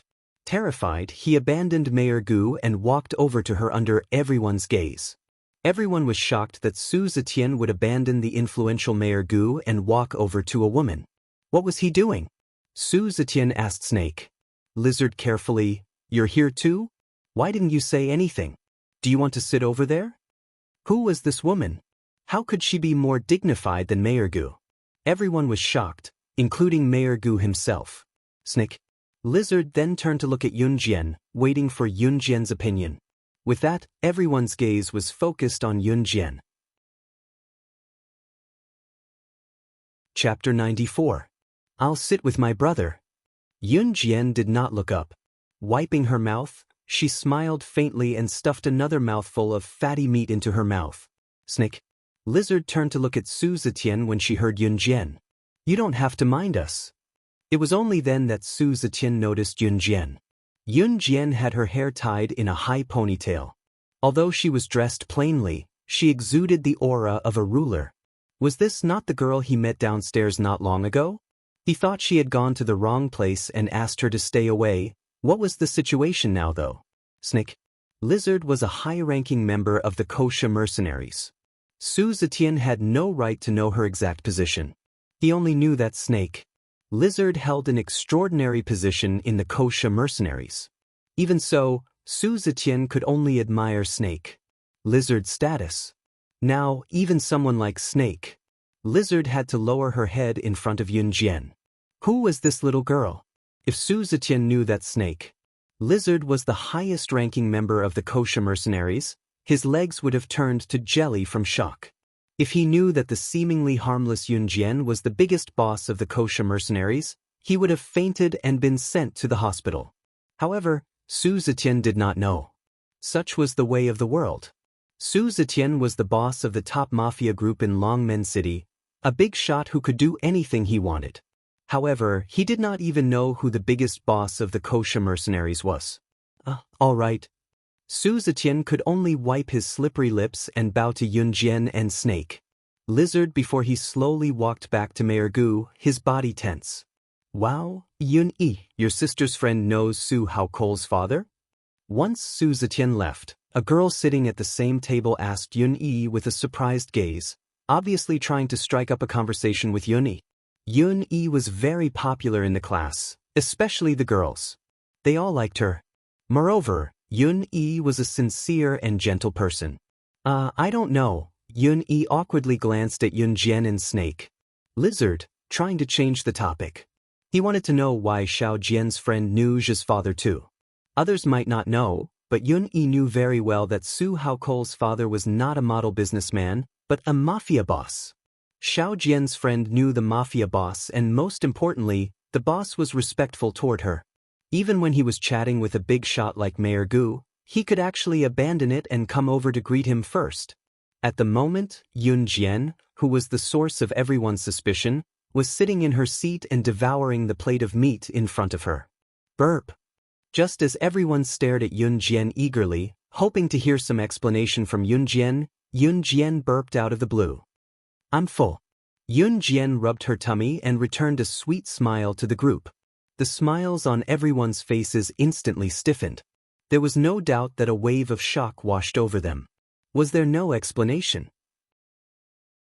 After a hearty meal and dinner, the sky was already dark and gloomy. No one was in a hurry to go home. Su Haokole suggested with a chuckle, "Why don't we go play at the new arcade for a while? I heard that there's a new gun simulation game there. It looks just like a real gun." As he spoke, Su Haokole turned to look at Yunjian. Chapter 95. Sister Yun-Yi, you should come too. Su Haokole suddenly stuck his head in front of Yunjian and said with a cheeky smile. Yun-Yi shifted his gaze to his sister as well. That day, when Yunjian killed the sniper, it scared him to death, but it was also a scene that he could not forget for a long time. Brother, are you going? Yunjian asked Yun-Yi. Su Haokole suddenly hugged Yun-Yi's shoulder and rushed to speak for Yun-Yi. Of course he is going. I'll go. Yunjian did not hesitate this time and said directly. Su Haokole smiled. The reason why he suggested to experience the simulation game was because of Yunjian. The way Yunjian killed the sniper that day was simply the rhythm of a sharpshooter. Otherwise, he would not go to the arcade to experience the simulation game guns. After all, Su Haokole was someone who had a real gun. The simulation game guns were really not good enough. Other than Yunjian and the others who wanted to go, Yun-Yi's classmates chose to go home, especially Wu Bin. He had suffered in the hands of Yunjian and had long wanted to leave. After waiting for a long time to finish eating, he ran away early in the morning with his tail between his legs. Snick. Lizard did not plan to go to the children's playground, so Yunjian threw the keys to the Lamborghini that she borrowed from Ce to her and asked her to drive the car away first and come back tomorrow to pick it up. Snick. Lizard responded, took the keys, and turned to leave. After the group of people who left, there were more than a dozen people left. A few girls stayed because they wanted to have more contact with Yun-Yi and Su Haokol. After all, Yun-Yi and Su Haokol were the most handsome guys in school, so there were not many chances to interact with them. Let's walk along the street like this. It's not far from here, just around the corner of 2 streets. Su Haokol said as he pointed at the street ahead. I'm fine with anything. Yun Jian nodded. Just take it as a stroll. Su Haokol chuckled. Thus, the group strolled along the busy street. The city was beautiful at night. The area where Yun Jian was at was covered in neon lights, and there were many people coming and going. A night breeze blew. Autumn nights were always chilly. Yun Jian was wearing a short-sleeved shirt at the moment, so the cool breeze felt a little chilly as it blew through her skin. Yun-Yi suddenly took off his jacket and draped it over Yun Jian, saying with a smile, Xiao Jian, put it on. Don't catch a cold. Yun-Yi had always doted on his younger sister since they were young. Yun Jian paused. She was actually not cold. She had gone through all kinds of hardships in her past life, so the cool breeze was nothing to her. In spite of it, she felt warmth from the bottom of her heart as she could not help thinking of her younger brother in her past life. If her younger brother was still here, would he be as nice to her as he was now? Thank you, brother. Yun Jian pressed her lips together and did not return the jacket to Yun-Yi. Instead, she wrapped it around her shoulders. Yun-Yi smiled and ruffled Yun Jian's hair. Step by step, they arrived at the arcade in no time. The arcade was located on the 3rd floor of a skyscraper. Skyscrapers were not common in Longmen City in 1998. The construction of skyscrapers had just begun, so this place was considered the city center of Longmen City. It was the arcade on the 3rd floor. As Yun Jian and the group stepped into the arcade, they saw the big screen that showed a gun simulation game. It had the most people gathered in front of it, most of them teenagers. Chapter 96. While Su Haokol was exchanging the game coins, Yun Jian glanced around. If it wasn't for her brother, Yun-Yi, coming here, Yun Jian wouldn't have come to this place. To Yun Jian, the shooting games here were too childish. The rain of bullets she experienced in her previous life wasn't any less than what was shown in the gun simulation game. I'm back. Su Haokol held a pile of game coins and ran back from the counter. Then, Su Haokol divided the game coins equally among everyone. There were quite a few people standing in front of the gun-emulating game console. Because this game console was a new simulation game, even the guns were about the same weight as real guns. Although they were shooting at the big screen, the effect was quite similar to a real gun. The students of this era all wanted to try their hand at a gun, so there were a lot of people here to watch the shooting. There were also a lot of people playing this shooting game. Hey, it seems like we have to wait. There are too many people waiting to play the gun simulation game. Su Haokol touched his head and said, boys were passionate about guns and racing, but girls were different. So in the group, except for Yun Jian, the other girls all went to play other games. For example, the claw machine, which was suitable for girls to play. At this time, in front of the gun simulation game, a group of young people shouted, wow. They saw a man in his 20s standing in front of the gun simulation game. The man put away his gun and showed a triumphant smile. This gun game was to shoot at the target on the screen with a gun. Of course, this gun didn't have bullets, but it gave people a visual feeling of hitting the target on the screen. And besides the fact that there were no bullets, whether it was the feel of the gun or the simulation, it was first class. So when this game was released, it attracted a lot of young people who liked to play with guns. Wow, Brother Lei is amazing. No wonder he has touched a real gun. He knocked down 32 targets in 1 minute. A boy standing not far away bragged to the man holding the gun. It was as if he was afraid that people didn't know that this man in his 20s had touched a real gun.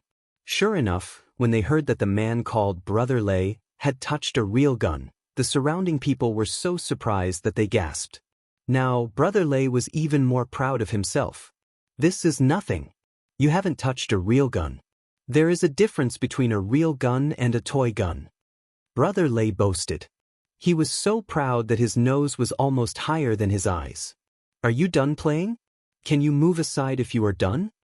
Su Hao Cole saw that Brother Lei's group had finished playing and didn't move aside, so he went forward and asked.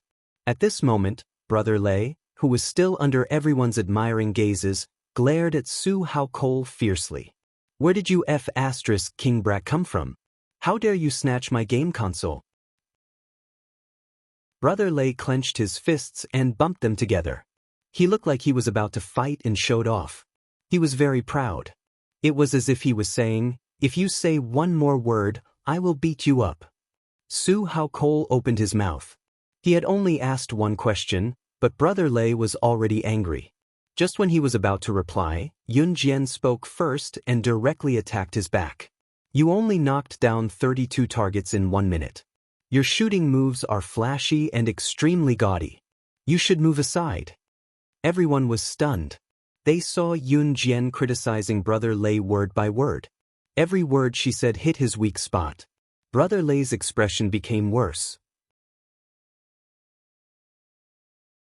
Chapter 97. Brother Lei's elder brother was a soldier in the army, so he was equipped with a pistol.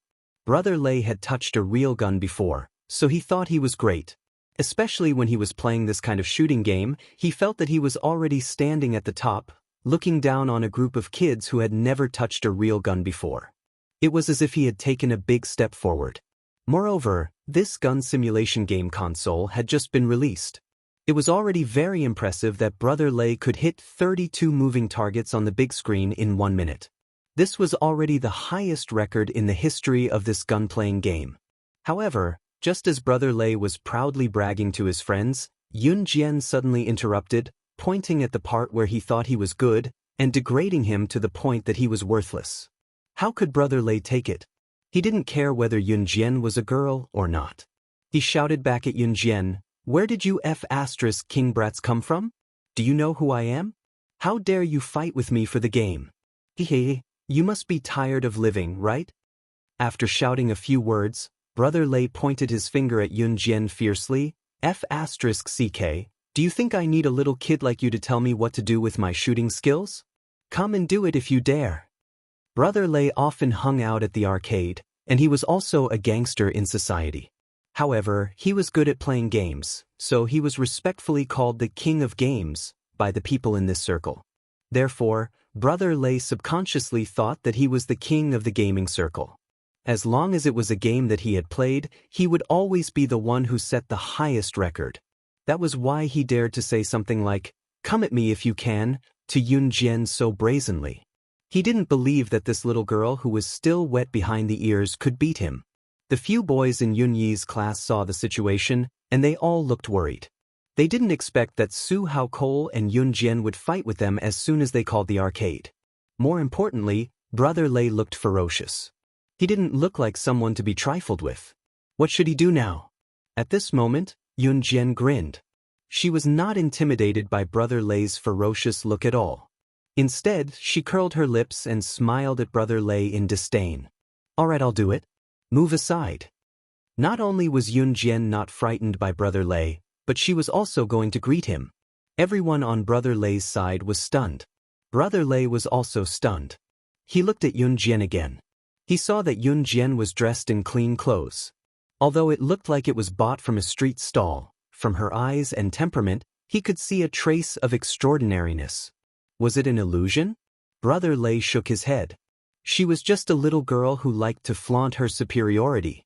Come, I'll let you do it. Little brat, it's not that I want to bully you, but just based on what you said just now, if you don't hit as many targets as I do this round, then you better strip naked and kneel in front of my brothers. Brother Lei growled in exasperation and threatened.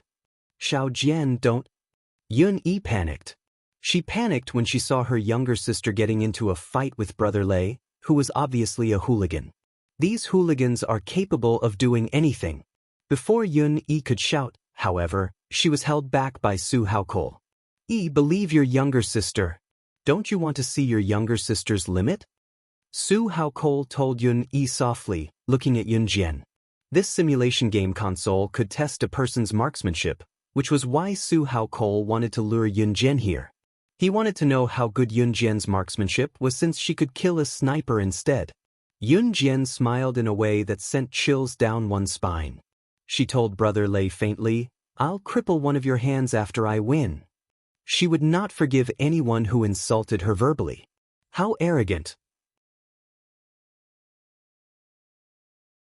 Chapter 98. Brother Lei smirked deviously, his gaze already scanning Yun-Jian from head to toe as if he was certain that Yun-Jian would lose and was already fantasizing about her naked body. "Then we'll talk about it after you win me." Brother Lei glanced at Yun-Jian condescendingly with a smirk. How could Brother Lei take Yun-Jian's threat seriously? Even Brother Lei's buddies would not take Yun-Jian's words seriously. What a joke! How could Brother Lei lose to an underage girl? Therefore, they could not wait to see Yun-Jian lose and beg for mercy, only to be stripped naked by them. Brother Lei and his gang had done this many times. They were all gangsters in the society. What had they not done before? They would snatch any woman they fancied. If they could not get their hands on her, they would rape her, drug her, and force themselves on her. Did they not subdue her in the end? Everyone knew that Yun-Jian was pretty. In fact, when Yun-Jian and Brother Lei were at loggerheads in the beginning, Brother Lei's buddies had been eyeing Yun-Jian. That was why Yun-E was anxious. How could he pretend that he did not know that his younger sister was being eyed around by Brother Lei and his gang? "Come on, little girl. Why aren't you here yet? Don't tell me you're too scared to come?"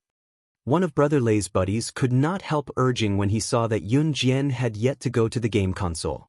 Yun-Jian smirked coldly and tossed a small pile of tokens in her palm into the air before catching them handsomely. She then took out another token with her other hand and passed the rest to Yun. "Brother, hold these for me," Yun-Jian told Yun. "Xiao Jian, don't force yourself." Yun-E bit his lip and said worriedly. Although Yun-Jian had killed the sniper that day, as her brother, he was still worried about his sister. Yun-Jian narrowed her eyes and smiled. Her heart felt warm. It felt good to have someone backing him up. Before Yun-Jian went over to the console, she turned her head to look at Su Haokol, revealing a row of white and clean front teeth. "Watch carefully." After saying that, Yun-Jian walked towards the game console. Su Haojia, on the other hand, was dumbfounded. Yun-Jian actually knew why he brought her here? Su Haokol just whispered to Yun-E, but he didn't expect that Yun-Jian already knew. That was why she told him, "Watch carefully," before she left. Su Haokol felt his cheeks heat up at once, feeling embarrassed to be exposed by Yun-Jian. Come to think of it, it was no big deal. He just wanted to know how good her marksmanship was. There was nothing wrong with that. While Su Haokol was thinking about it, Yun-Jian was not in a hurry to insert the game token. Instead, she lifted the toy sniper rifle in front of her and weighed it in her hand. When everyone saw this, they couldn't help but be stunned. What was she doing? Yun-Jian was checking the difference between the game's sniper rifle's configuration and a real one. She weighed the coin in her hand for a moment before stuffing it into the slot of the game console. A string of English words appeared on the screen of the game console. The translated Chinese subtitles read, "The shooting battle begins." The game had begun. Yun-Jian narrowed her eyes. Everyone held their breaths. Then, on the screen of the console, the targets moved from the side. As the target moved, a series of neat and orderly gunshots were heard from the speakers of the game console. Chapter 99. Everyone knew how to hold the imitation gun and pull the trigger with one hand to fire the bullets. This was especially true for this kind of simulation game. Usually, players could pull the trigger and fire at the big screen at will. There was also a chance of hitting the target. To put it bluntly, even a fool could do such a simple operation. Unless someone was so stupid that they didn't even know where to pull the trigger. However, whether or not the bullets could hit the moving targets on the big screen was another matter altogether. When Yun-Jian pulled the trigger, she was like an ordinary person who kept shooting at the big screen. This wasn't a big deal. However, what caught everyone's attention was the bang bang bang sound of the bullets being fired.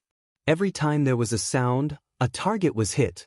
A series of fast-moving targets that no one would be able to shoot in time were all hit by Yunjian's gun without missing a single one.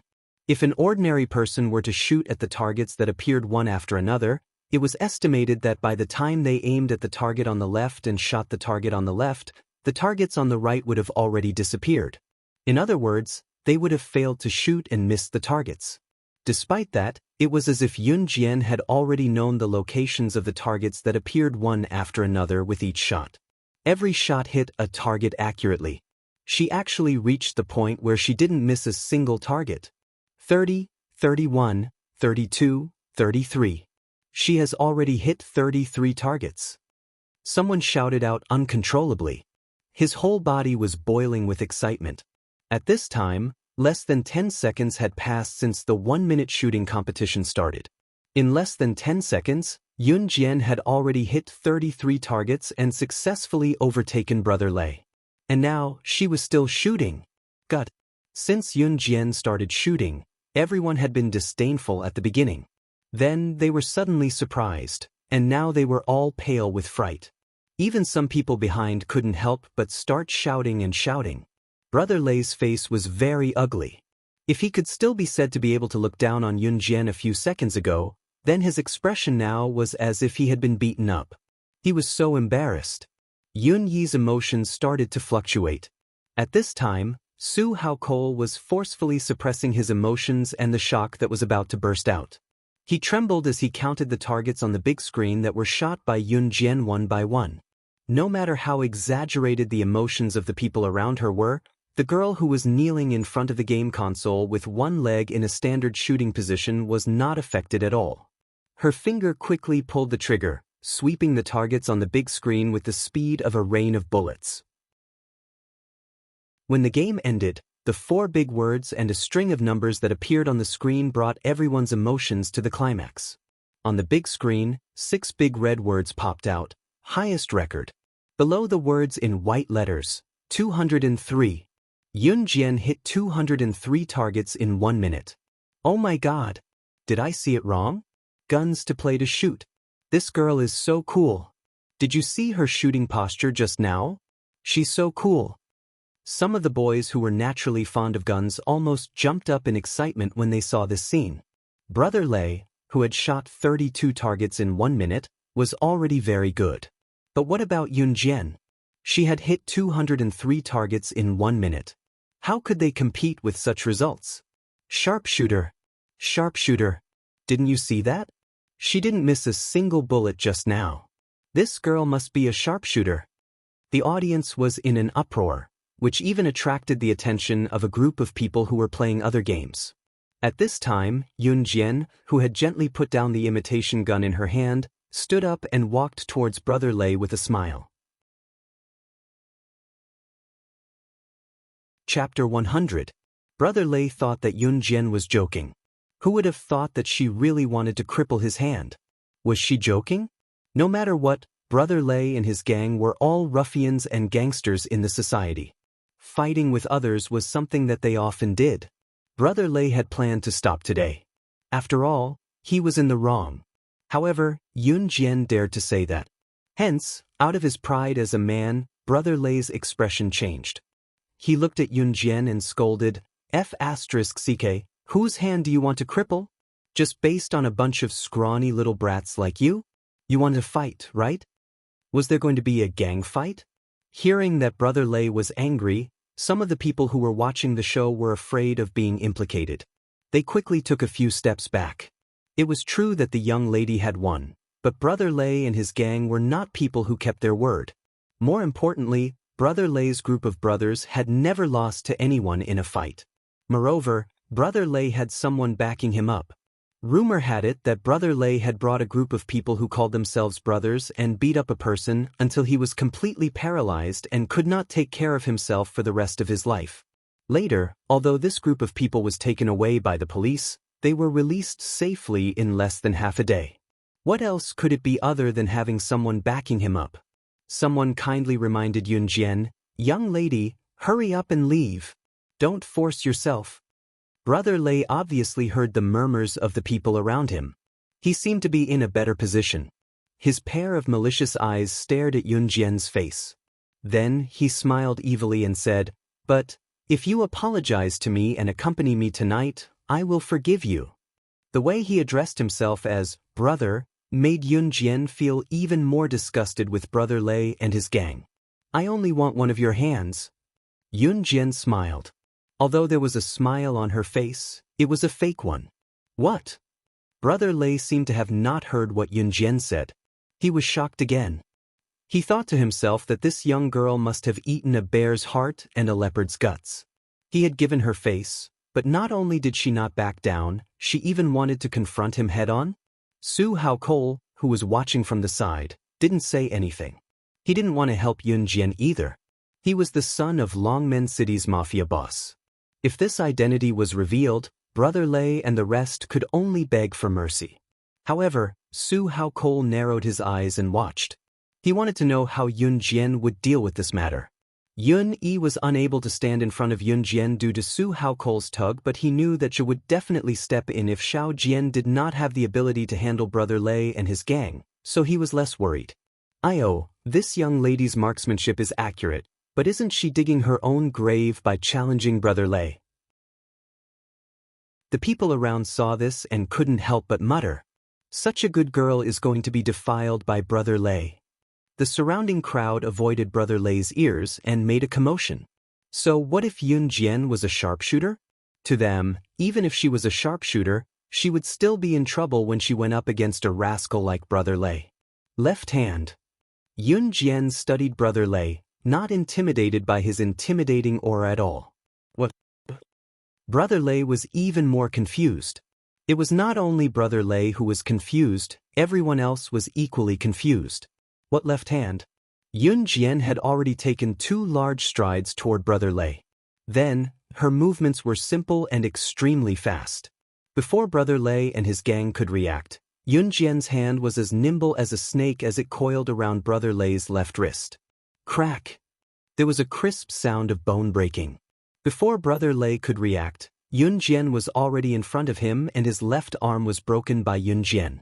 Excruciating pain shot through his body as Brother Lei cried out in agony. My hand. The entire process took less than 3 seconds. The group was stunned as their gazes landed on the devil who was all smiles but could break a person's arm with a smile. The girl grinned innocently and said, "He pointed at me with his left hand just now." Chapter 101. The crowd, who had thought that Yunjian was a pretty, thin, and weak girl, looked at Yunjian in disbelief. Their eyes were wide open. How is this girl thin and weak? Just because Brother Lei pointed his finger at her, she crippled one of his hands. Such a domineering way of doing things made everyone extremely shocked. She was a demon that was 10 times scarier than Brother Lei. Yunjian narrowed her beautiful eyes. She glanced sideways at Brother Lei and his gang, who were staring at her. She smirked and said provocatively, "Why aren't you leaving? Do you want to roll on the ground like him?" As she spoke, she pointed at Brother Lei, who was rolling on the ground in pain, and smiled like a flower. When Brother Lei's buddies heard what Yunjian said and with Brother Lei as a precedent, they felt chills running down their spines when they looked at Yunjian's smirk again. How would they dare to stay there? Hence, the group of people lifted Brother Lei, who was rolling on the ground in pain, and disappeared from the spot at lightning speed. The 2 men who carried Brother Lei out of the room were almost tripped by the door because they were in a hurry. They managed to dodge the door and ran faster than a monkey. The group of people who were watching the show laughed loudly. Who would have thought that Brother Lei and his gang would be the ones who ran away in the end? Yunjian's eyes lit up. She turned to look at Yun Yi and the rest and asked, "Do you guys still want to play games?" Everyone instantly shook their heads like waves. What a joke! With a godly sharpshooter like Yunjian as a foil, wouldn't they be looking for trouble and deliberately embarrassing themselves if they went to play games? However, the group of people didn't expect that Yun Yi's sister was not only good at shooting, but she was also so cool when she beat people up. When Yunjian broke Brother Lei's wrist just now, no one saw clearly how she did it. After bidding farewell to Su Hao Cole and the rest, Yun Jian and Yun Yi were walking back to the villa. It was almost 7 or 8 o'clock at night. The night breeze blew past. As Yun Yi had given his jacket to Yun Jian, he was shivering in his short-sleeved shirt. "Brother, I just exercised. My whole body is warm now. You can wear this jacket yourself." Yun Jian took off his jacket and returned it to Yun Yi. She didn't allow Yun Yi to say anything else. Yun Yi opened his mouth, his handsome lips breaking into a smile as his thin lips brushed lightly. His sister was concerned about him. How could he reject his sister's good intentions? Hence, Yun Yi hurriedly put his jacket back on. When they returned to the villa, the lights were still on, the house was still on the house. Dong Ruan was an official, so he rarely returned home. Sometimes he would even stay out all night because he was busy. Her son, on the other hand, had been entrusted to a teacher in an aristocratic school, so she was rarely home. Qin Yiru, on the other hand, had gotten a job as a waitress in a restaurant. Her salary was much higher than when she was working in a textile factory. In comparison, a waitress job only required her to carry the dishes and clear the table. It was just that she got off work later, around 10:30 p.m. After all, Qin Yiru did not have a degree, so Dong Ruan could only arrange for her to work in a place like this. Now that Yun Jian and his family were staying at Dong Ruan's place, it added to the liveliness of the house. "Xiao Jian, I'm going back to my room to rest first.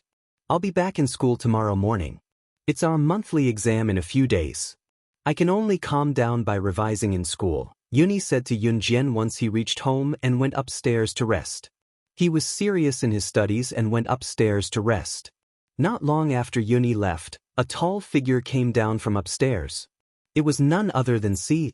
It was only then that Yun Jian remembered that she had yet to return the car she borrowed from him. Just as she was about to explain, Si Yi's beautiful lips beat her to it. He asked first instead of asking about the car's whereabouts. "You just came back?" Si Yi frowned slightly when he saw Yun Jian's bare arms.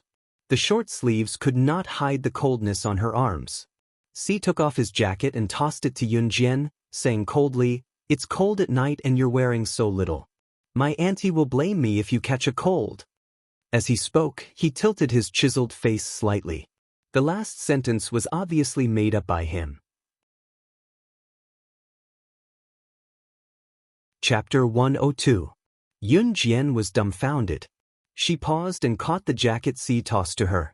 She hesitated before putting it on slowly and said blankly, "I've left your car with my friend. I'll return it to you tomorrow." Si nodded and glanced at Yun Jian with his deep gaze before turning away. Without even a word of farewell, his tall and handsome figure disappeared from Yun Jian's sight. Yun Jian was stunned again. She pressed her dry lips together and grinned. The next morning, Yun Jian had Snake Lizard drive Si Yi's Lamborghini back and returned it to him along with the car keys. Yun Jian then went out with Snake Lizard. She had just settled down in Longmen City, but she had decided to start a business in Longmen City a long time ago. Yun Jian had always been a person who took responsibility for her actions.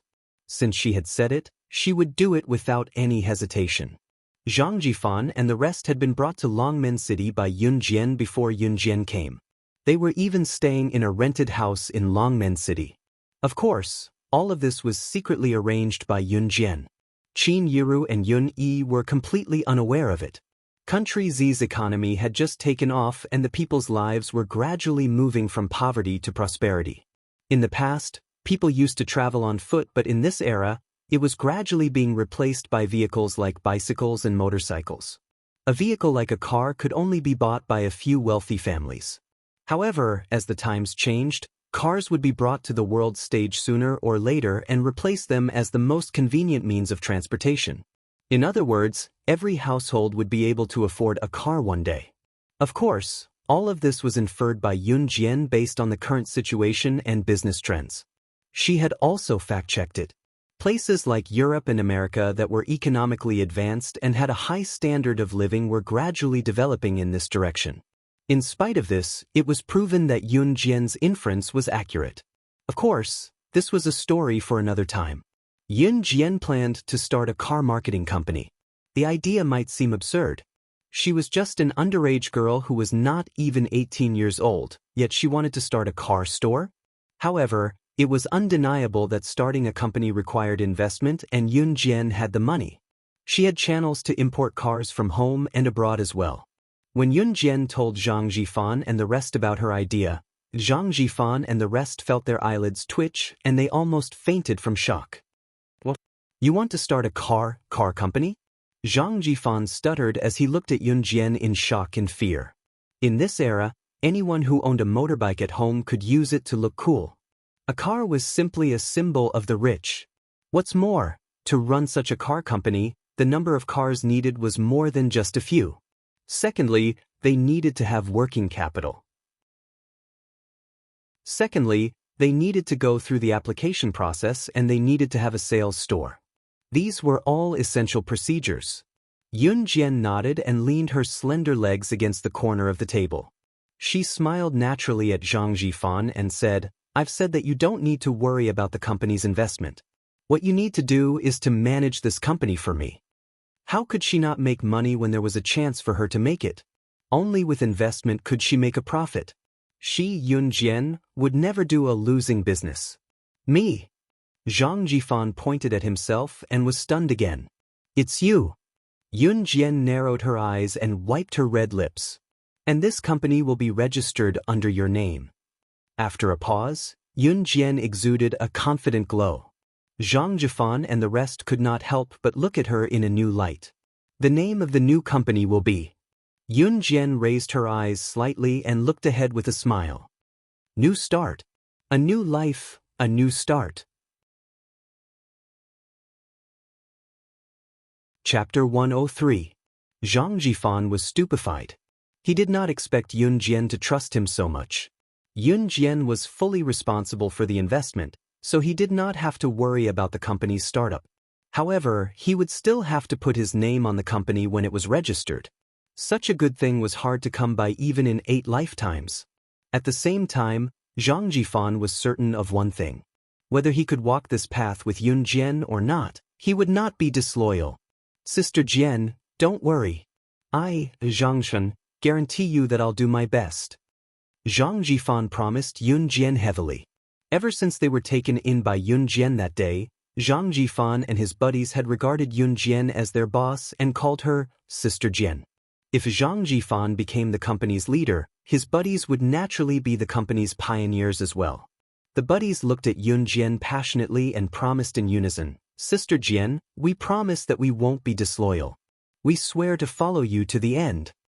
Yun Jian nodded with a smile and told Zhang Jifan subtly, send in the company's application form as soon as possible. Also, keep an eye out for the storefront and let me know when you find it. You don't have to worry about anything else.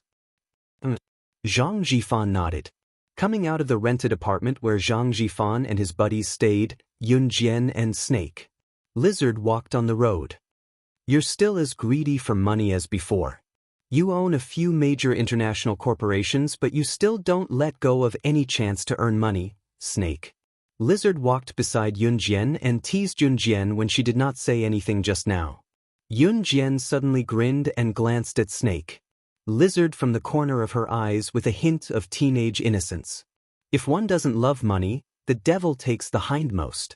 Who can say no to money? Snake Lizard was a rather aloof person. Hearing Yun Jian's words, she could not help smiling but keep quiet. On Monday, Yun Jian returned to school. Running a company couldn't be rushed, especially when it came to the application process. At this moment, Yun Jian was already sitting in class. She twirled the black pen in her hand in boredom and looked around leisurely.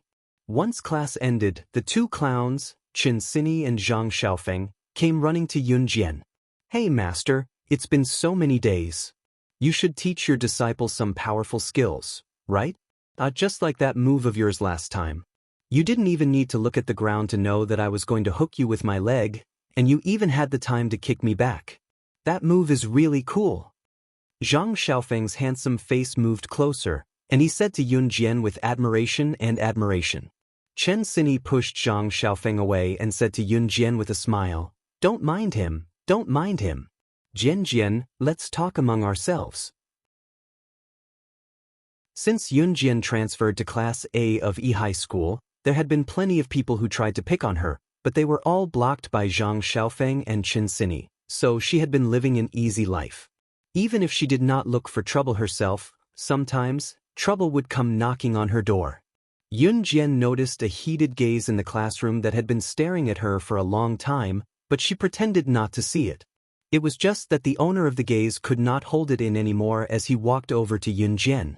Lu Rongrong came over to look at Yunjian and asked in annoyance, "Hey, who was the person who came to pick you up last Friday?" It was not Lu Rongrong's fault for asking. Si Yi's looks were too alluring. His handsome face was bound to mesmerize many girls. Yunjian looked up at Lu Rongrong before lowering her gaze to meet Qin Sini's eyes, ignoring her. Chapter 104. F*C, Lu Rongrong, what do you mean by this? Zhang Xiaofeng was the first to stand up for Yunjian when he saw Lu Rongrong throwing her weight around in front of his master. That's right. What's wrong with my Jianjian being picked up after school? What does it have to do with you? Why should I tell you? Who do you think you are? Qin Sini scolded Lu Rongrong before Zhang Xiaofeng could. Lu Rongrong had always been a spoiled brat. She was flashy but not practical. She pointed at Qin Sini angrily and opened her mouth. However, she stomped her feet and could not say anything. In the end, she snorted and ran away. Yunjian could not help grinning at the sight. The morning sun shone in through the window and refracted on Yunjian's rosy cheeks, making her feel warmer and more comfortable. It had been a long time since she felt so comfortable. Every time someone tried to pick a fight in school, Qin Sini and Zhang Xiaofeng would chase them away with their sharp tongues like this. They were adorable. Lu Rongrong really thinks she's some spoiled brat. What's she being so cocky for? How shameless. Qin Sini was the first to flare up when Yunjian was infuriated. She huffed and sat down opposite Yunjian. Zhang Xiaofeng chuckled dryly as well before he looked around as if he remembered something. He turned to whisper mysteriously to Yunjian and Qin Sini, "Do you know? The black market is holding an underground tournament this Saturday. It's at Longtu Mountain not far from our school. How about it? Do you want to go and watch?" "Heh, I can guarantee that the lineup will be spectacular." To convince Yunjian to go, Zhang Xiaofeng emphasized, "And I heard that it's a bet between the mafia boss of Longmen City and a foreigner." As a boy, Zhang Xiaofeng was especially interested in this kind of fighting competition. That was why after Yunjian showed off her skills, he shamelessly asked to be her disciple. Yunjian raised her eyebrows when she heard the words, mafia boss. The mafia boss was Su Haokol's father, Su Zetian. Strictly speaking, Su Zetian was a member of the Kosha mercenaries. Su Zetian wants to bet with the foreigners in a challenge tournament? Upon hearing this news, Yunjian recalled the first time she met Snake Lizard and Su Zetian since her rebirth. Su Zetian had a favor to ask of Snake Lizard. Could this be what he was referring to? She pursed her dry lips to moisten them and said, "I'll go." Zhang Xiaofeng snickered, thinking that his words had worked, and laughed even more cheerfully. Yunjian's lips curled into a faint smile, which made people feel as if they understood her. She was devilishly charming. Just like that, a week passed by peacefully. When she returned home from school on Friday, Yunjian received the news that Zhang Jifan had approved the company's application. He had also asked for some connections and found a suitable store. The location of the store was great. It was big enough for cars to be displayed and the location was well connected. When the car store was opened in the future, it would not be inconspicuous due to its remote location. Since it was a new piece of land and there were many merchants who wanted to buy the store, the organizer decided to use the auction format. Bidding and the highest bidder would win. The auction would be held tonight. When Yunjian heard the news, she only told Zhang Jifan, "Get ready tonight and go to the auction with me." Chapter 105. This auction was organized by the organizers, so more than 1 or 2 shops and plots of land were up for sale. In spite of it, Yunjian only needed the store. Because the auction was a big event, Zhang Jifan deliberately dressed himself up before going. He changed his appearance from that of a hoodlum to a suit, which made him look like a big boss. Before this, He was just a hoodlum with a loan shark. As usual, Yun Jian tied her hair into a high ponytail. She had a good foundation, so even if she didn't put on makeup, her facial features were still exquisite and delicate. Her eyelashes were long and narrow, and when she blinked, she gave people a feeling that she had a spiritual aura. She looked pure and innocent, but the slight curve of her lips made people unable to help but notice her. Before leaving, she knocked on Si Yi's door next to hers. Knock, knock, knock. After 3 knocks, the door opened. When the door opened, Yun Jian smelled an elegant fragrance. It was faint, but it made her feel good. Si Yi appeared at the door. He was dressed in casual clothes, and his wet hair stuck to his handsome face. There was an unfathomable smile on his exquisite face. It was obvious that he had just taken a shower. What is it? Si Yi's lips curled into a beautiful curve. What is it? His magnetic voice was a little hoarse, but it was full of charm. Yun Jian looked at him with a smile and licked her lips. Lend me your car again. Si Yi's starry eyes flashed with a trace of sharpness. He turned his body slightly, and his tall body surrounded Yun Jian's thin and weak body. She could feel his breath coming from above. My car isn't that easy to borrow. How are you going to compensate me? As he spoke, he looked at Yun Jian from head to toe with ill intentions. It had to be said that although Yun Jian's body was thin and weak, she was still lean in the right places. She had developed very well, and there were signs of her curvy body. He believed that in less than 2 years, she would definitely be a great beauty who could charm a large group of people to death with just a glance. When Yun Jian heard this, she smiled and glanced at Si Yi from the corner of her eyes. How do you want me to make it up to you? As she spoke, she flipped her hair and took a step closer to Si. However, before she could even get close to Si, Yun Jian's delicate fists turned into eagle claws. She launched a sneak attack at Si Yi's waist. Her speed was so fast that normal people would not have expected it. Seduction was one of the essential skills of a secret agent.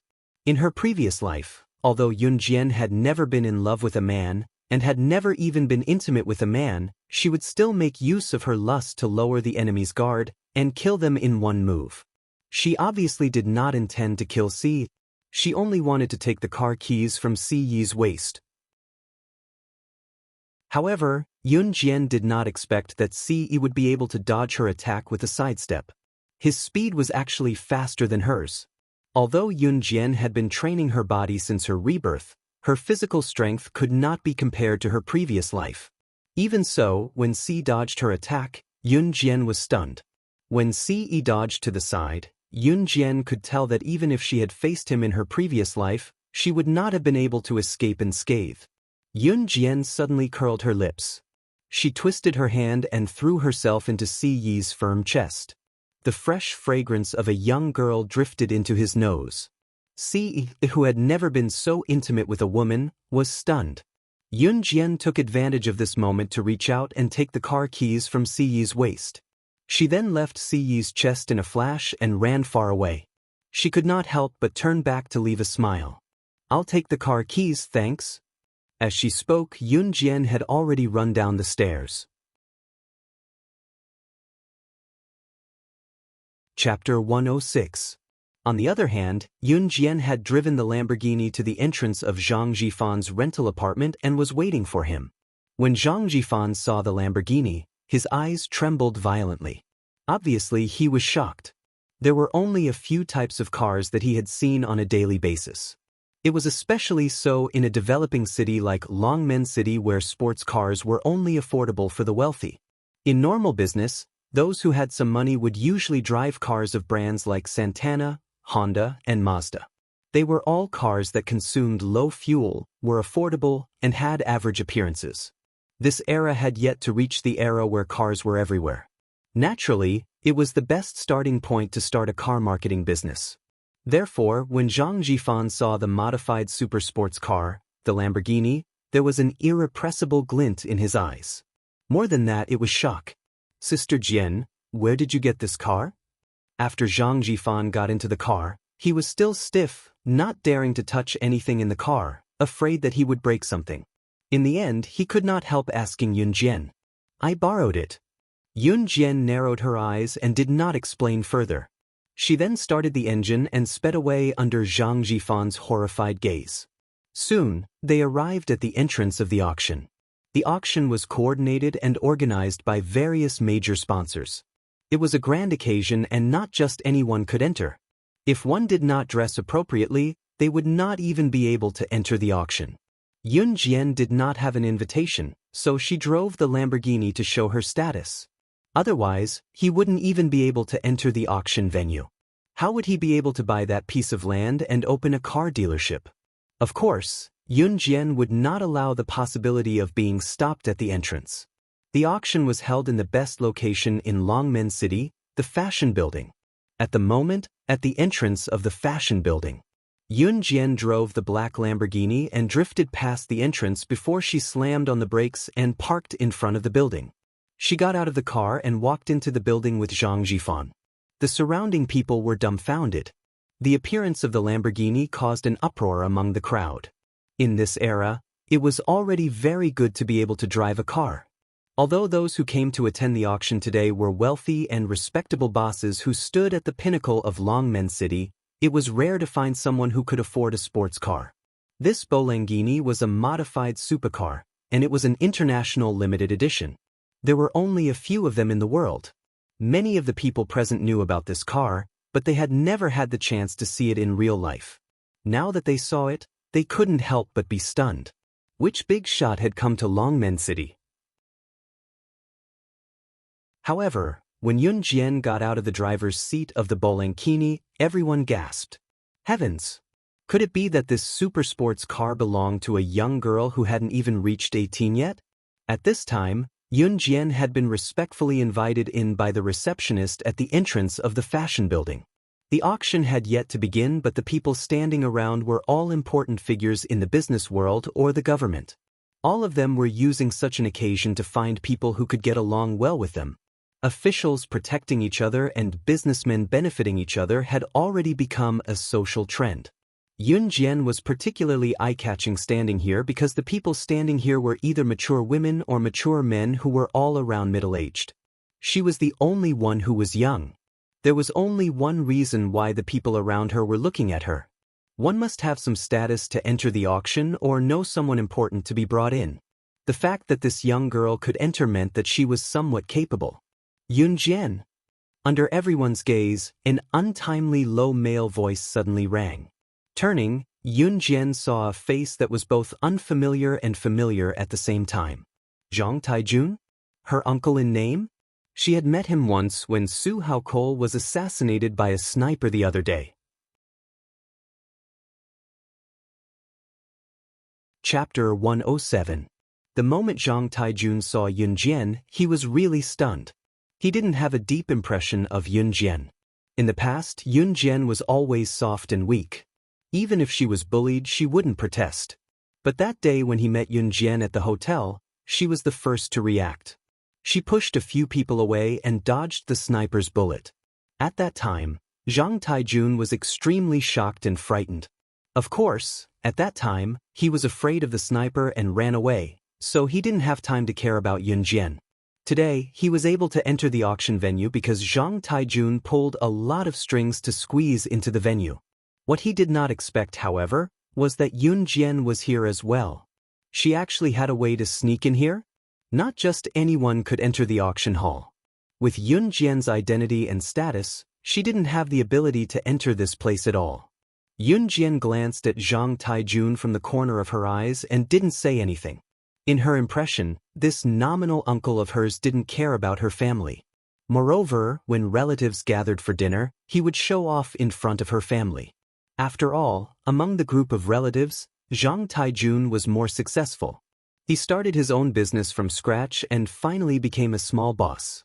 Among the group of relatives and friends, he felt that he was different and had a sense of superiority. When Qin Yuru borrowed money from his family, Zhang Taijun was very embarrassed and fanned the flames. He was very narrow-minded. Yun Jian, why are you here? Although Zhang Taijun and Yun Jian were relatives, they weren't close. He even called her by her full name. Zhang Taijun obviously didn't believe that Yun Jian had the ability to enter such a high-end venue.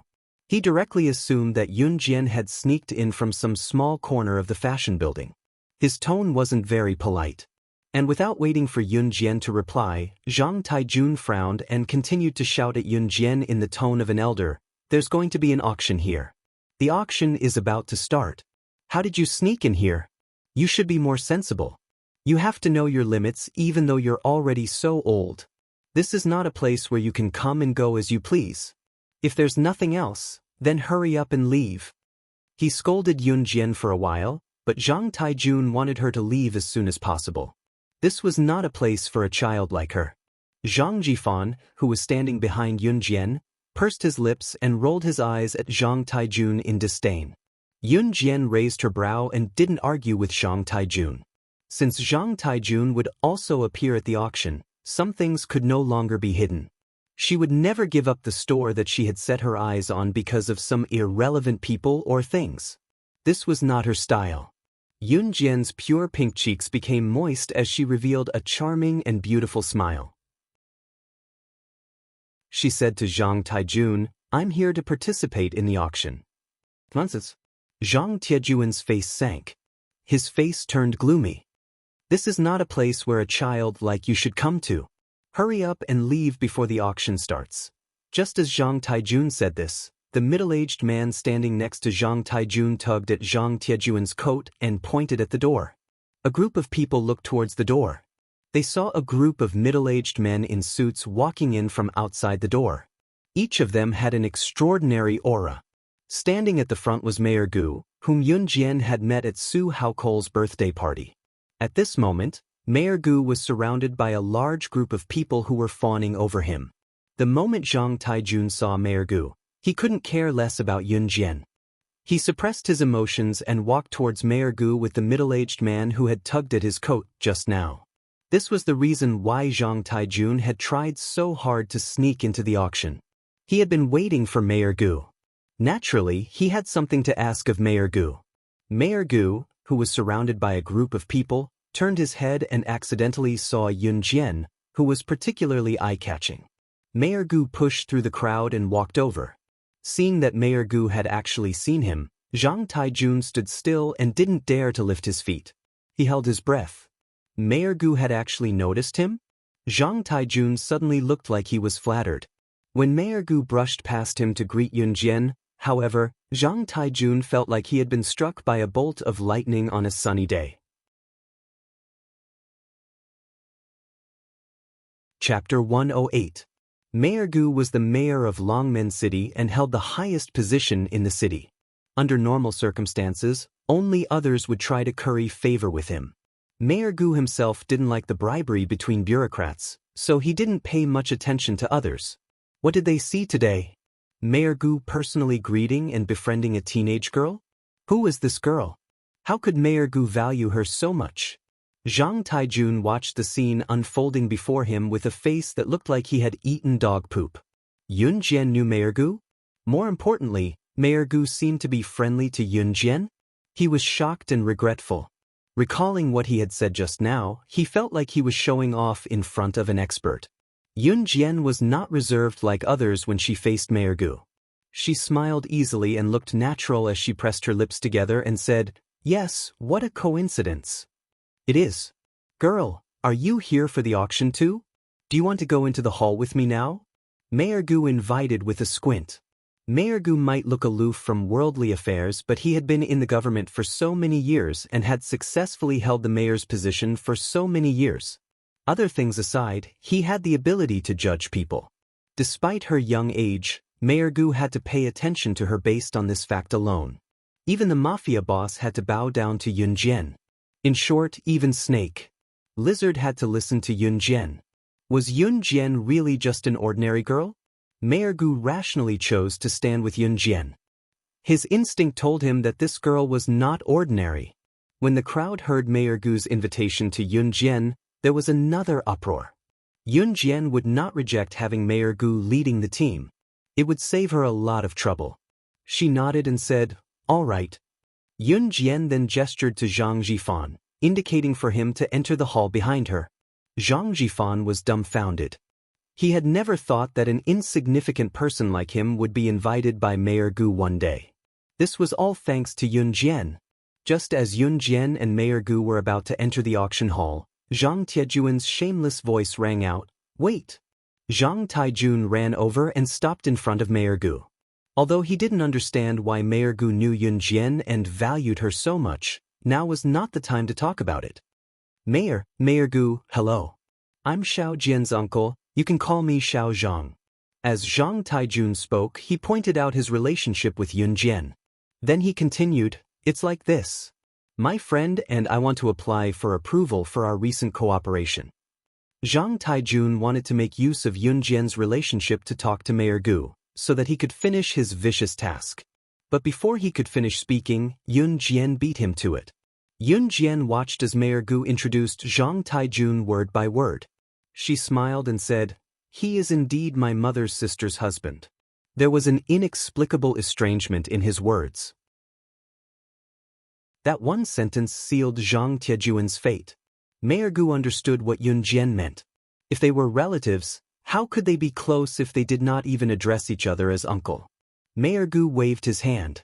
Since Zhang Taijun was not someone Yun Jian cared about, what right did he have to give him face? "Hey, let's talk next time. I have something urgent to discuss with the girl." Mayor Gu waved at Zhang Taijun. Then he followed Yun Jian into the auction hall.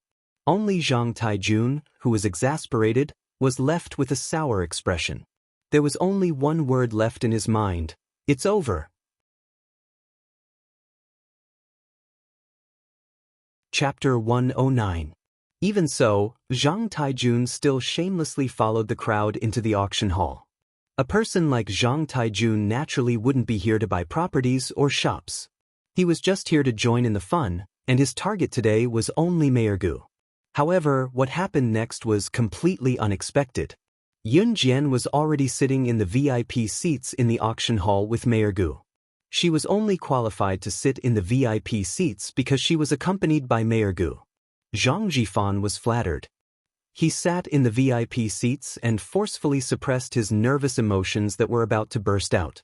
He pretended to be calm, but in fact, he was so excited that he couldn't express it with words.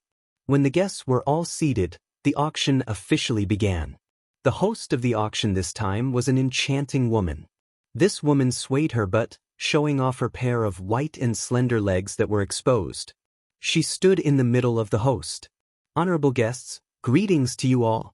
I'm the host of this auction. You can call me Big Sisterly. Long story short, let's get to the main topic.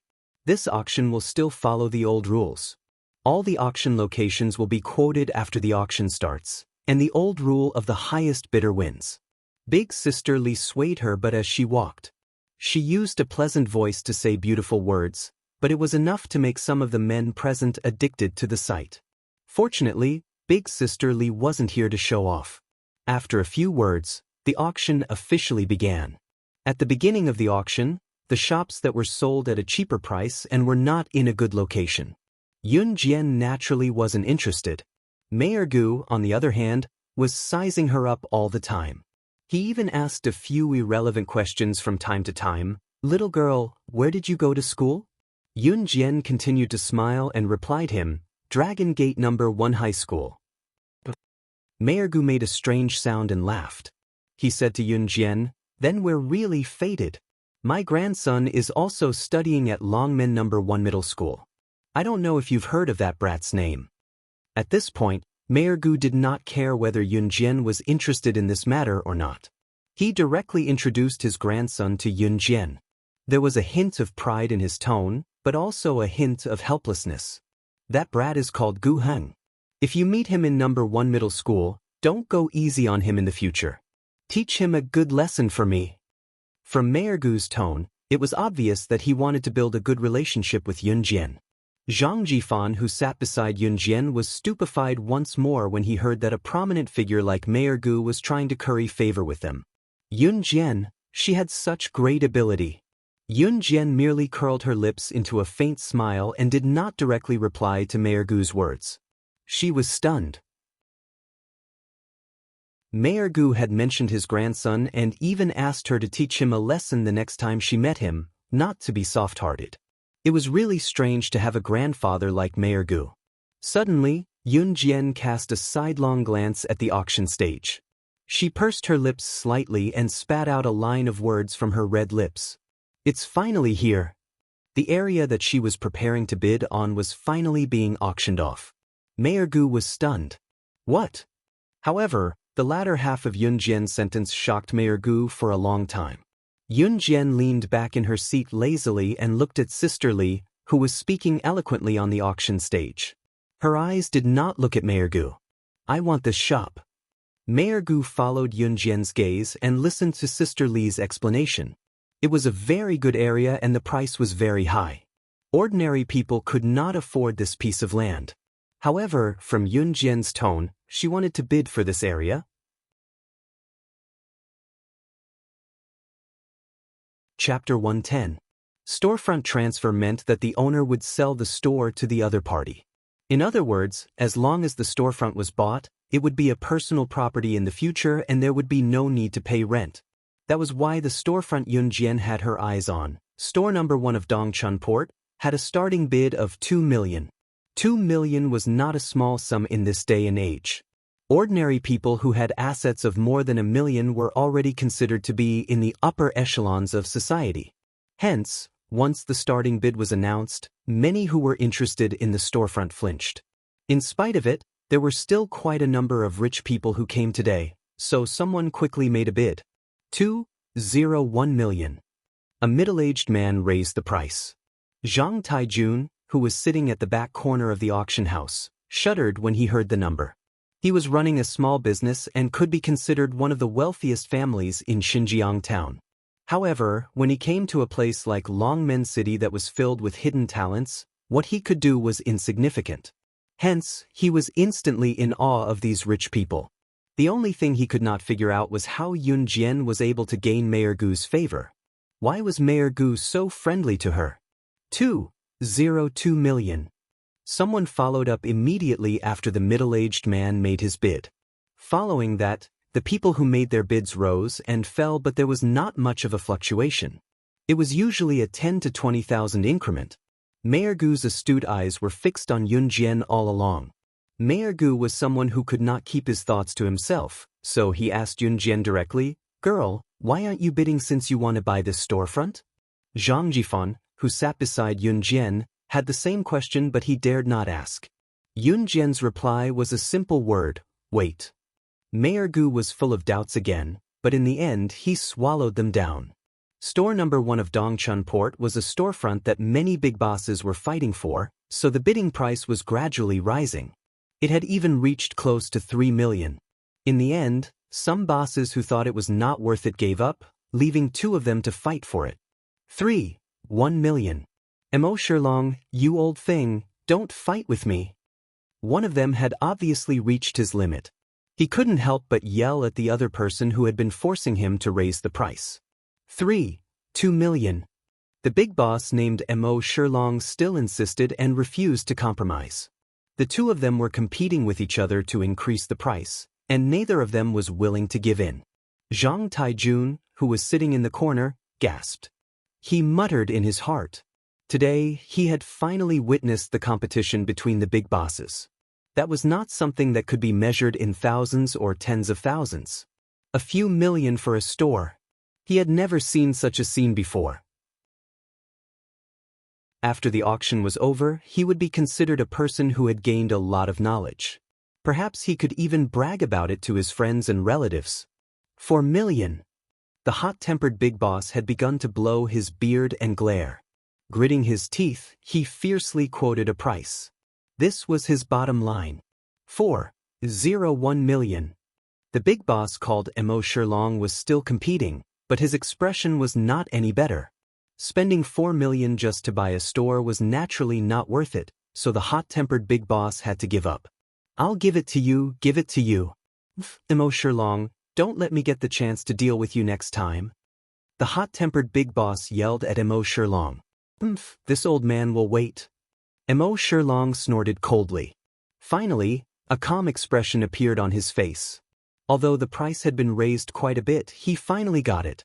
After all, other than the hot-tempered big boss, no one else present could compete with him. Just as elder sister Lee smiled and was about to count down the last 3 seconds. Chapter 111. 14:01 million. As soon as Yun Jian said that, everyone was shocked. They all looked at the little girl sitting next to Mayor Gu in disbelief. They thought that the little girl was only qualified to enter the auction because she knew Mayor Gu. Who would have thought that she would bid and increase the price by 10 million? The crowd was in an uproar and focused all their attention on Yun Jian. At that moment, Zhang Taijun, who was sitting respectfully in the corner, suddenly tensed up. He glared at Yun Jian with wide eyes, his expression complicated. In a large-scale auction like this, if one could not pay the price after bidding, they would have to bear legal responsibility. Therefore, since Yun Jian had the courage to bid, it meant that she could definitely afford it. God, more than 10 million. Zhang Taijun was trembling all over at that moment. All of his family's passbooks added up to less than 200,000. His family's wealth was enough to make people envious in Xinjiang town, but he did not expect that someone would spend more than 10 million to buy a storefront at an auction. The most important thing was that this person who made everyone dumbfounded was his niece in name. Moreover, she was the poorest among all his relatives and friends in the family. Cough, cough, cough. Sister Lee could not react for a long time. Fortunately, she was an old hand at auctions and knew how to ease the atmosphere. 14:01 million, is there anyone who wants to bid higher? Sister Lee first tried to ease the atmosphere. Of course, many of the people present did not even have 14:01 million. Under such circumstances, who would continue to bid higher? Sister Lee immediately started the countdown. 14:01 million going once, 14:01 million going twice, 14:01 million going thrice, sold. Dongchun Harbor Store No. 1 was now completely under Yun Jian's name. Yun Jian showed a smile that did not match her age. It was as comfortable as a spring breeze. Dongchun Harbor Store No. 1 was originally auctioned for more than 10 million. It was definitely not a good deal. However, the person who bought this storefront was Yun Jian, so the situation was completely different. One had to know that she, Yun Jian, would never do a business where she would have to pay for herself if there was no profit to be made. Of course, she didn't want to compete with that group of people, so she directly raised the price by 1 degree and bought the store that was going to be auctioned. Because of this price, the others would definitely not raise the price anymore. Yun Jian paid all the fees in one go and signed a transfer contract with the owner of the previous store. The store was officially included in her name. By the time he was done, it was already late. After leaving the auction house, Mayor Gu tried to get close to Yun Jian. His intuition told him that this girl was destined to do great things. When Yun Jian left, Mayor Gu shouted after her, "Little girl. If you need anything in the future, feel free to look for me. If you can't find me, you can look for my grandson, Gu Heng. Let that brat pass the message." At this time, Yun Jian had already walked quite a distance, but she still faintly smiled. Obviously, she heard Mayor Gu's voice. She walked over and got into the Lamborghini sports car. After Zhang Jifan sat down, she stepped on the accelerator and the car sped out like a flash of lightning. Zhang Taijun had already rushed out as fast as he could, but he still could not catch up with Yun Jian's pace in time. His whole body was trembling and trembling. He did not catch up. He was screwed. This was Zhang Tiajuan's first thought. At this moment, if Yun Jian was standing in front of him, as long as she forgave him, even if he had to kneel down, it would be worth it. For the first time, Zhang Taijun felt that he had failed. He finally understood why Yun Jian was admired by Mayor Gu. Because she had the capital. She had the ability. Chapter 112. Returning the car keys to CE, Yun Jian went back to her room and logged into the web with her laptop to contact Alluring Demon. Alluring Demon was also her subordinate. Unlike Snake, Lizard and Tiger, Leopard, Alluring Demon was in charge of legitimate forces and was involved in all aspects of business. Now that the storefront was settled, the next step was to decorate it. Yun Jian had handed the task to Zhang Jifan. Of course, it would take some time, at least a few months. Yun Jian wanted to obtain the channel to import cars into Country Z's Longmen City through a luring demon. A luring demon was indeed easy to handle. She had agreed to it just as Yun Jian mentioned it to her and had asked Yun Jian to leave the address. After contacting the dealer of imported cars, they would send the cars over after the storefront was renovated. There would be no shortage of imported cars and domestic cars. Once the matter was settled, Yun Jian fell asleep. It was a dreamless night. Early the next morning, Yun Jian received a message from Snake Lizard when she came back from her workout. The phone she was holding was newly bought by Snake Lizard to facilitate their communication. In her past life, Yun Jian had a phone too, but she changed her number frequently to prevent anyone from tracking her through the system. Now that Yun Jian was reborn and her residence was stable, there were no enemies from her past life who came looking for her. Naturally, she did not have to worry about her whereabouts being exposed due to her phone number. Snake Lizard's message was simple. It was to ask Yun Jian out to meet her at a coffee shop. Yun Jian went to the meeting as scheduled. Snake Lizard was already waiting for her on a chair beside a table in the coffee shop. When she saw Yun Jian coming over, she could not help waving her hand. What's wrong? Yun Jian sat opposite Snake Lizard, her fingers brushing the table lightly as she asked. Snake Lizard lowered her voice and told her, Sister Jian, I have some personal matters to attend to. I have to leave for a while. Ever since Snake Lizard came to Longmen City, she had been calling Yun Jian Sister Jian, like Zhang Jifan and others. Yun Jian didn't think it was inappropriate. Okay. Yun Jian nodded in acquiescence. Although Snake Lizard was her subordinate, it was her freedom to leave for a while. This was something that Yun Jian would never force. Also, there is one thing I need your help with. Snake Lizard took a sip of the coffee in her teacup and said to Yun Jian. Yun Jian narrowed her eyes. In fact, she had already guessed something when Snake Lizard spoke.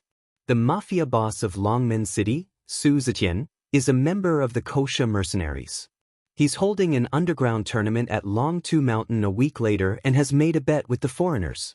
Initially, Su Zetian had requested support from the organization to help him win the tournament. I came to Longmen City using this as an excuse. Now that I'm leaving, I hope Sister Jian can help with the tournament. Lizard looked at Yun Jian and enunciated each word clearly.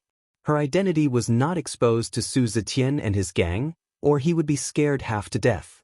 A veteran of the Kosha mercenaries had come to Longmen City to help him in the tournament. To the public, Snake Lizard had used this as an excuse to come to Longmen City to look for Yun Jian. Of course, Snake Lizard had left and could not find anyone to help Su Zetian win the tournament, so the first person that came to her mind was Yun Jian. Su Zetian did not have much status in the Kosha mercenaries, but he was still a member. Okay, Yun Jian agreed with a smile. She agreed to help. If Su Zetian was just a member of the Kosha mercenaries, Yun Jian might not have agreed to help. After all, she was a global leader in her previous life, the big boss of the Kosha mercenaries. She was not at all interested in the petty squabbles of such insignificant people. However, Su Zetian was the father of her brother's best friend.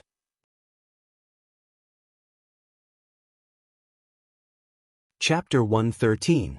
Snake Lizard left as soon as she was done talking to Yun Jian. Yun Jian returned to her school life as well. During the self-study session on Monday night, the homeroom teacher returned to the class after the school meeting and announced something that all the teachers and students were looking forward to, the autumn outing. Ijong was the best junior high school in the city. It was also an aristocratic school that balanced work and rest. First of all, most of the students in the school were from rich families. The majority of them were rich and powerful. Coming to Ijong for these rich students, it was not enough to have a boring academic life. Therefore, the school had set up many activities. The spring outing was an event that most schools would organize once a year, while the autumn outing was only held in Ijong among all the junior high schools in Longmen City. It was the end of October. When Teacher Yu announced to the class that the school was going to hold an autumn outing, all the students in the class cheered excitedly. Wow. The autumn outing is finally here. Chen Xinyi turned to shake Yunjian's hand happily, almost stretching herself into a straight line in her excitement. Yunjian only had a slight smile on her face, making it impossible to tell if she was happy or worried. In spite of it, Chen Xinyi, who was too excited to notice Yunjian's current state. She was bouncing up and down in excitement. All the students in the class were in a state of excitement. It was only when Miss Yu clapped her hands to signal for the class to quieten down that they quieted down. The autumn outing was here. It was good news, but what everyone was looking forward to was, where would they go for the autumn outing this year? Therefore, when Miss Yu clapped her hands again to signal for silence, everyone looked at her with bated breath. Cough, I know how everyone is feeling now, but don't get too excited, Miss Yu said jokingly before regaining her composure. The autumn outing is next Monday morning, so when you return to school this weekend, you can bring the snacks that you want to eat over. The location of the autumn outing is a scenic forest park in the suburbs. The bus fare and entrance fee are 30 yuan in total. Don't forget to bring the money over when you return to school this weekend. There's also an open space in the forest park where you can organize a barbecue activity. Those who can afford it can bring their barbecue tools and ingredients over. The autumn outing this time should be attended by all the teachers and students of the school. If your family can't make it, you can also apply not to go. Teacher Yu explained everything in one breath. Of course, after the students heard these words, their hearts began to stir. Most of the students who studied here came from rich families, so there were very few students who didn't participate in the spring and autumn excursions, which required them to pay for themselves. All right, stop quarreling. The evening self-study session should continue as per normal. I'll say this up front. If anyone continues to quarrel in the self-study session, then don't even think about going to the autumn outing next week. Teacher Yu instructed the students to calm down. But at this moment, how could the students still calm down? Other than those whose families could not afford to go, the other students were all in high spirits. However, with Teacher Yu's harsh words in front of them, the students didn't dare to make any noise. Whoosh! Chen Xinyi, who was sitting in front of Yunjian, suddenly threw a ball of paper to Yunjian. If there was someone behind them, they would definitely see that Yunjian's eyes were fixed on the textbook on the table. She stretched out her hand to catch the ball of paper without even looking at it.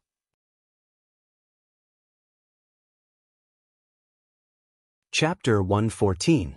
Yunjian was automatically categorized as one of the students who had good grades but came from a poor family. Chen Xinyi didn't mean any harm. Instead, she just wanted to help Yunjian. She thought that Yunjian's family was really poor. However, Chen Xinyi wasn't good at expressing herself, so her words were more straightforward. Yunjian pursed her lips and wrote 3 words on the paper that Chen Xinyi threw at her: I will go. When she was done, she crumpled the paper into a ball and was about to throw it to Chen Xinyi when she heard Lu Rongrong, who was sitting not far away, complaining to Teacher Yu openly. Sir, I saw Chen Xinyi sneakily tossing a note to Yunjian just now. It's class time now. Even if everyone's excited about the autumn outing, we can't forget the class rules. We're not allowed to toss notes in class. It was apparent that Lu Rongrong happened to see Chen Xinyi tossing the paper ball at Yunjian just now. Lu Rongrong was shocked. Yunjian was just looking at her textbook, but she reached out and held the note in her hand. However, she didn't think too much about it. She snorted in her heart. What was so surprising about that? It was just a coincidence. Zhang Xiaofeng kept chasing after Yunjian, calling her master and asking her to teach him martial arts. However, in Lu Rongrong's eyes, it was just Yunjian's little trick to pretend to be cool.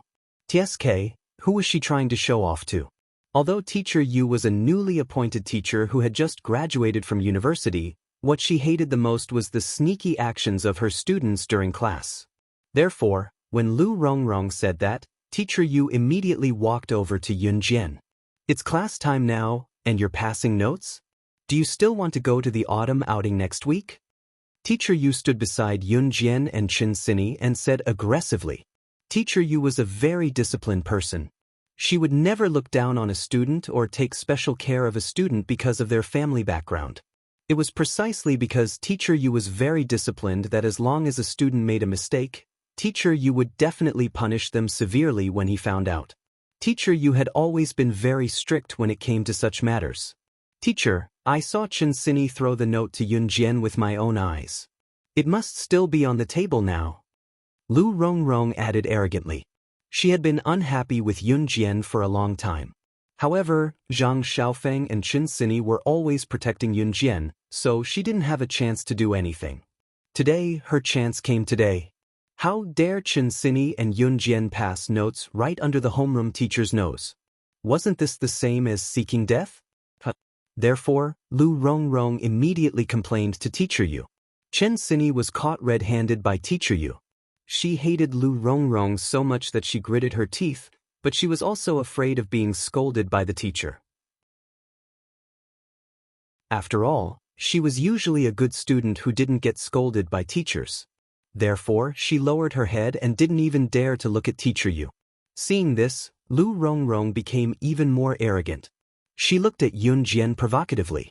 However, Yun Jian reached out and scratched her head. Then she looked at Teacher Yu and shrugged. She didn't feel humble at all. We didn't pass any note. Then she looked at Lu Rongrong and blinked. Student, could it be that you're old and dim-sighted? She actually said that she was presbyopic. Lu Rongrong almost exploded in anger. She ran down from her seat and went to Yun Jian's desk. She started to flip through Yun Jian's textbooks in front of Teacher Yu. Teacher, it's here. I saw it just now. Yun Jian hid the note in the textbooks on her desk. Lu Rongrong said as she flipped through the pile of textbooks on Yun Jian's desk. In the end, even the last book was flipped from cover to cover, but there wasn't a trace of the note in front of everyone's eyes. Lu Rongrong was dumbfounded. When the whole class looked at Lu Rongrong again, their expressions immediately changed.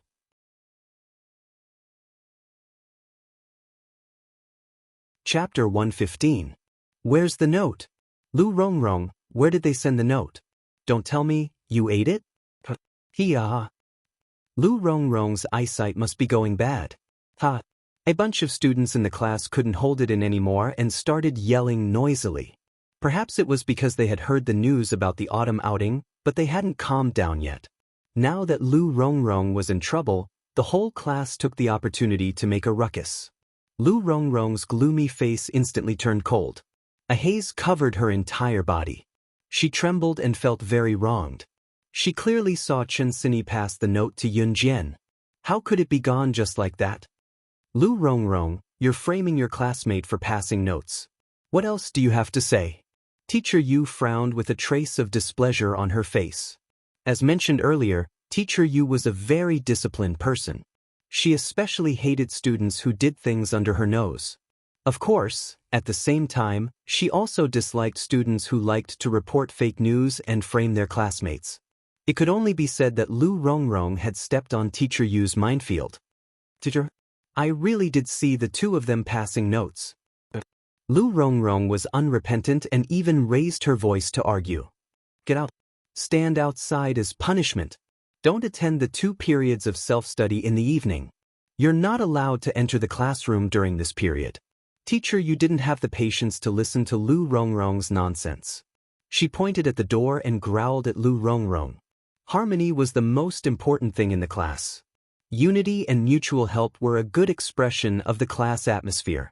However, Teacher Yu was naturally angry when Lu Rongrong randomly accused Chen Sini and Yun Jian of not paying attention in class. Lu Rongrong was so angry that she was about to explode. However, she didn't dare to do anything in front of the teacher. She shuffled out and glared fiercely at Yun Jian before she left. It was as if she was telling Yun Jian, "This is not over."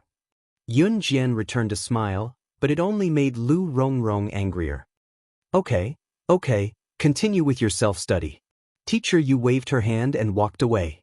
The first period of self-study was over. Lu Rongrong was still standing outside the door as punishment. Teacher Yu had returned to the office. Many students in the class were active outside the classroom, so there were not many people inside. Zhang Xiaofeng went to Yun Jian while he and Chen Sini looked at Yun Jian with admiration. It was Chen Sini who asked softly, Jian, how did you manage to hide the note from the teacher's eyes? Oh, where did you hide the note? Zhang Xiaofeng looked at Yunjian expectantly as well. Is that's, teacher, that's it,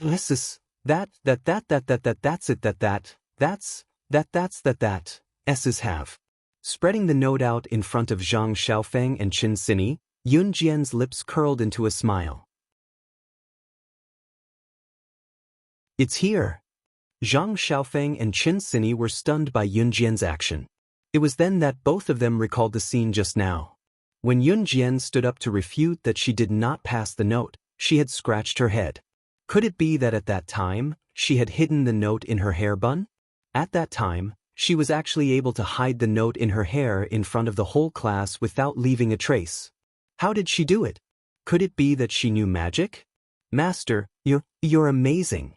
Zhang Xiaofeng's mouth was agape and it took him a long time to speak with admiration. Yunjian, on the other hand, had a small smile on her face without saying anything. As a secret agent in her past life, she was the best at hiding all sorts of dangerous weapons all over her body. She could walk, run, jump, and other movements without being noticed. Back then, she had hidden all sorts of razor blades in her hair. Including under her tongue, all over her body, as long as it could be hidden, there would be hidden weapons everywhere. You're tuning in to the Dreamy Chapters YouTube channel. We're so grateful for your support and don't forget to subscribe to join us on this incredible journey through captivating stories. Your generosity through donations truly makes a world of difference, as it's the primary source of revenue that allows me to expand and enhance this channel for you. Thank you from the bottom of my heart for being a part of this adventure.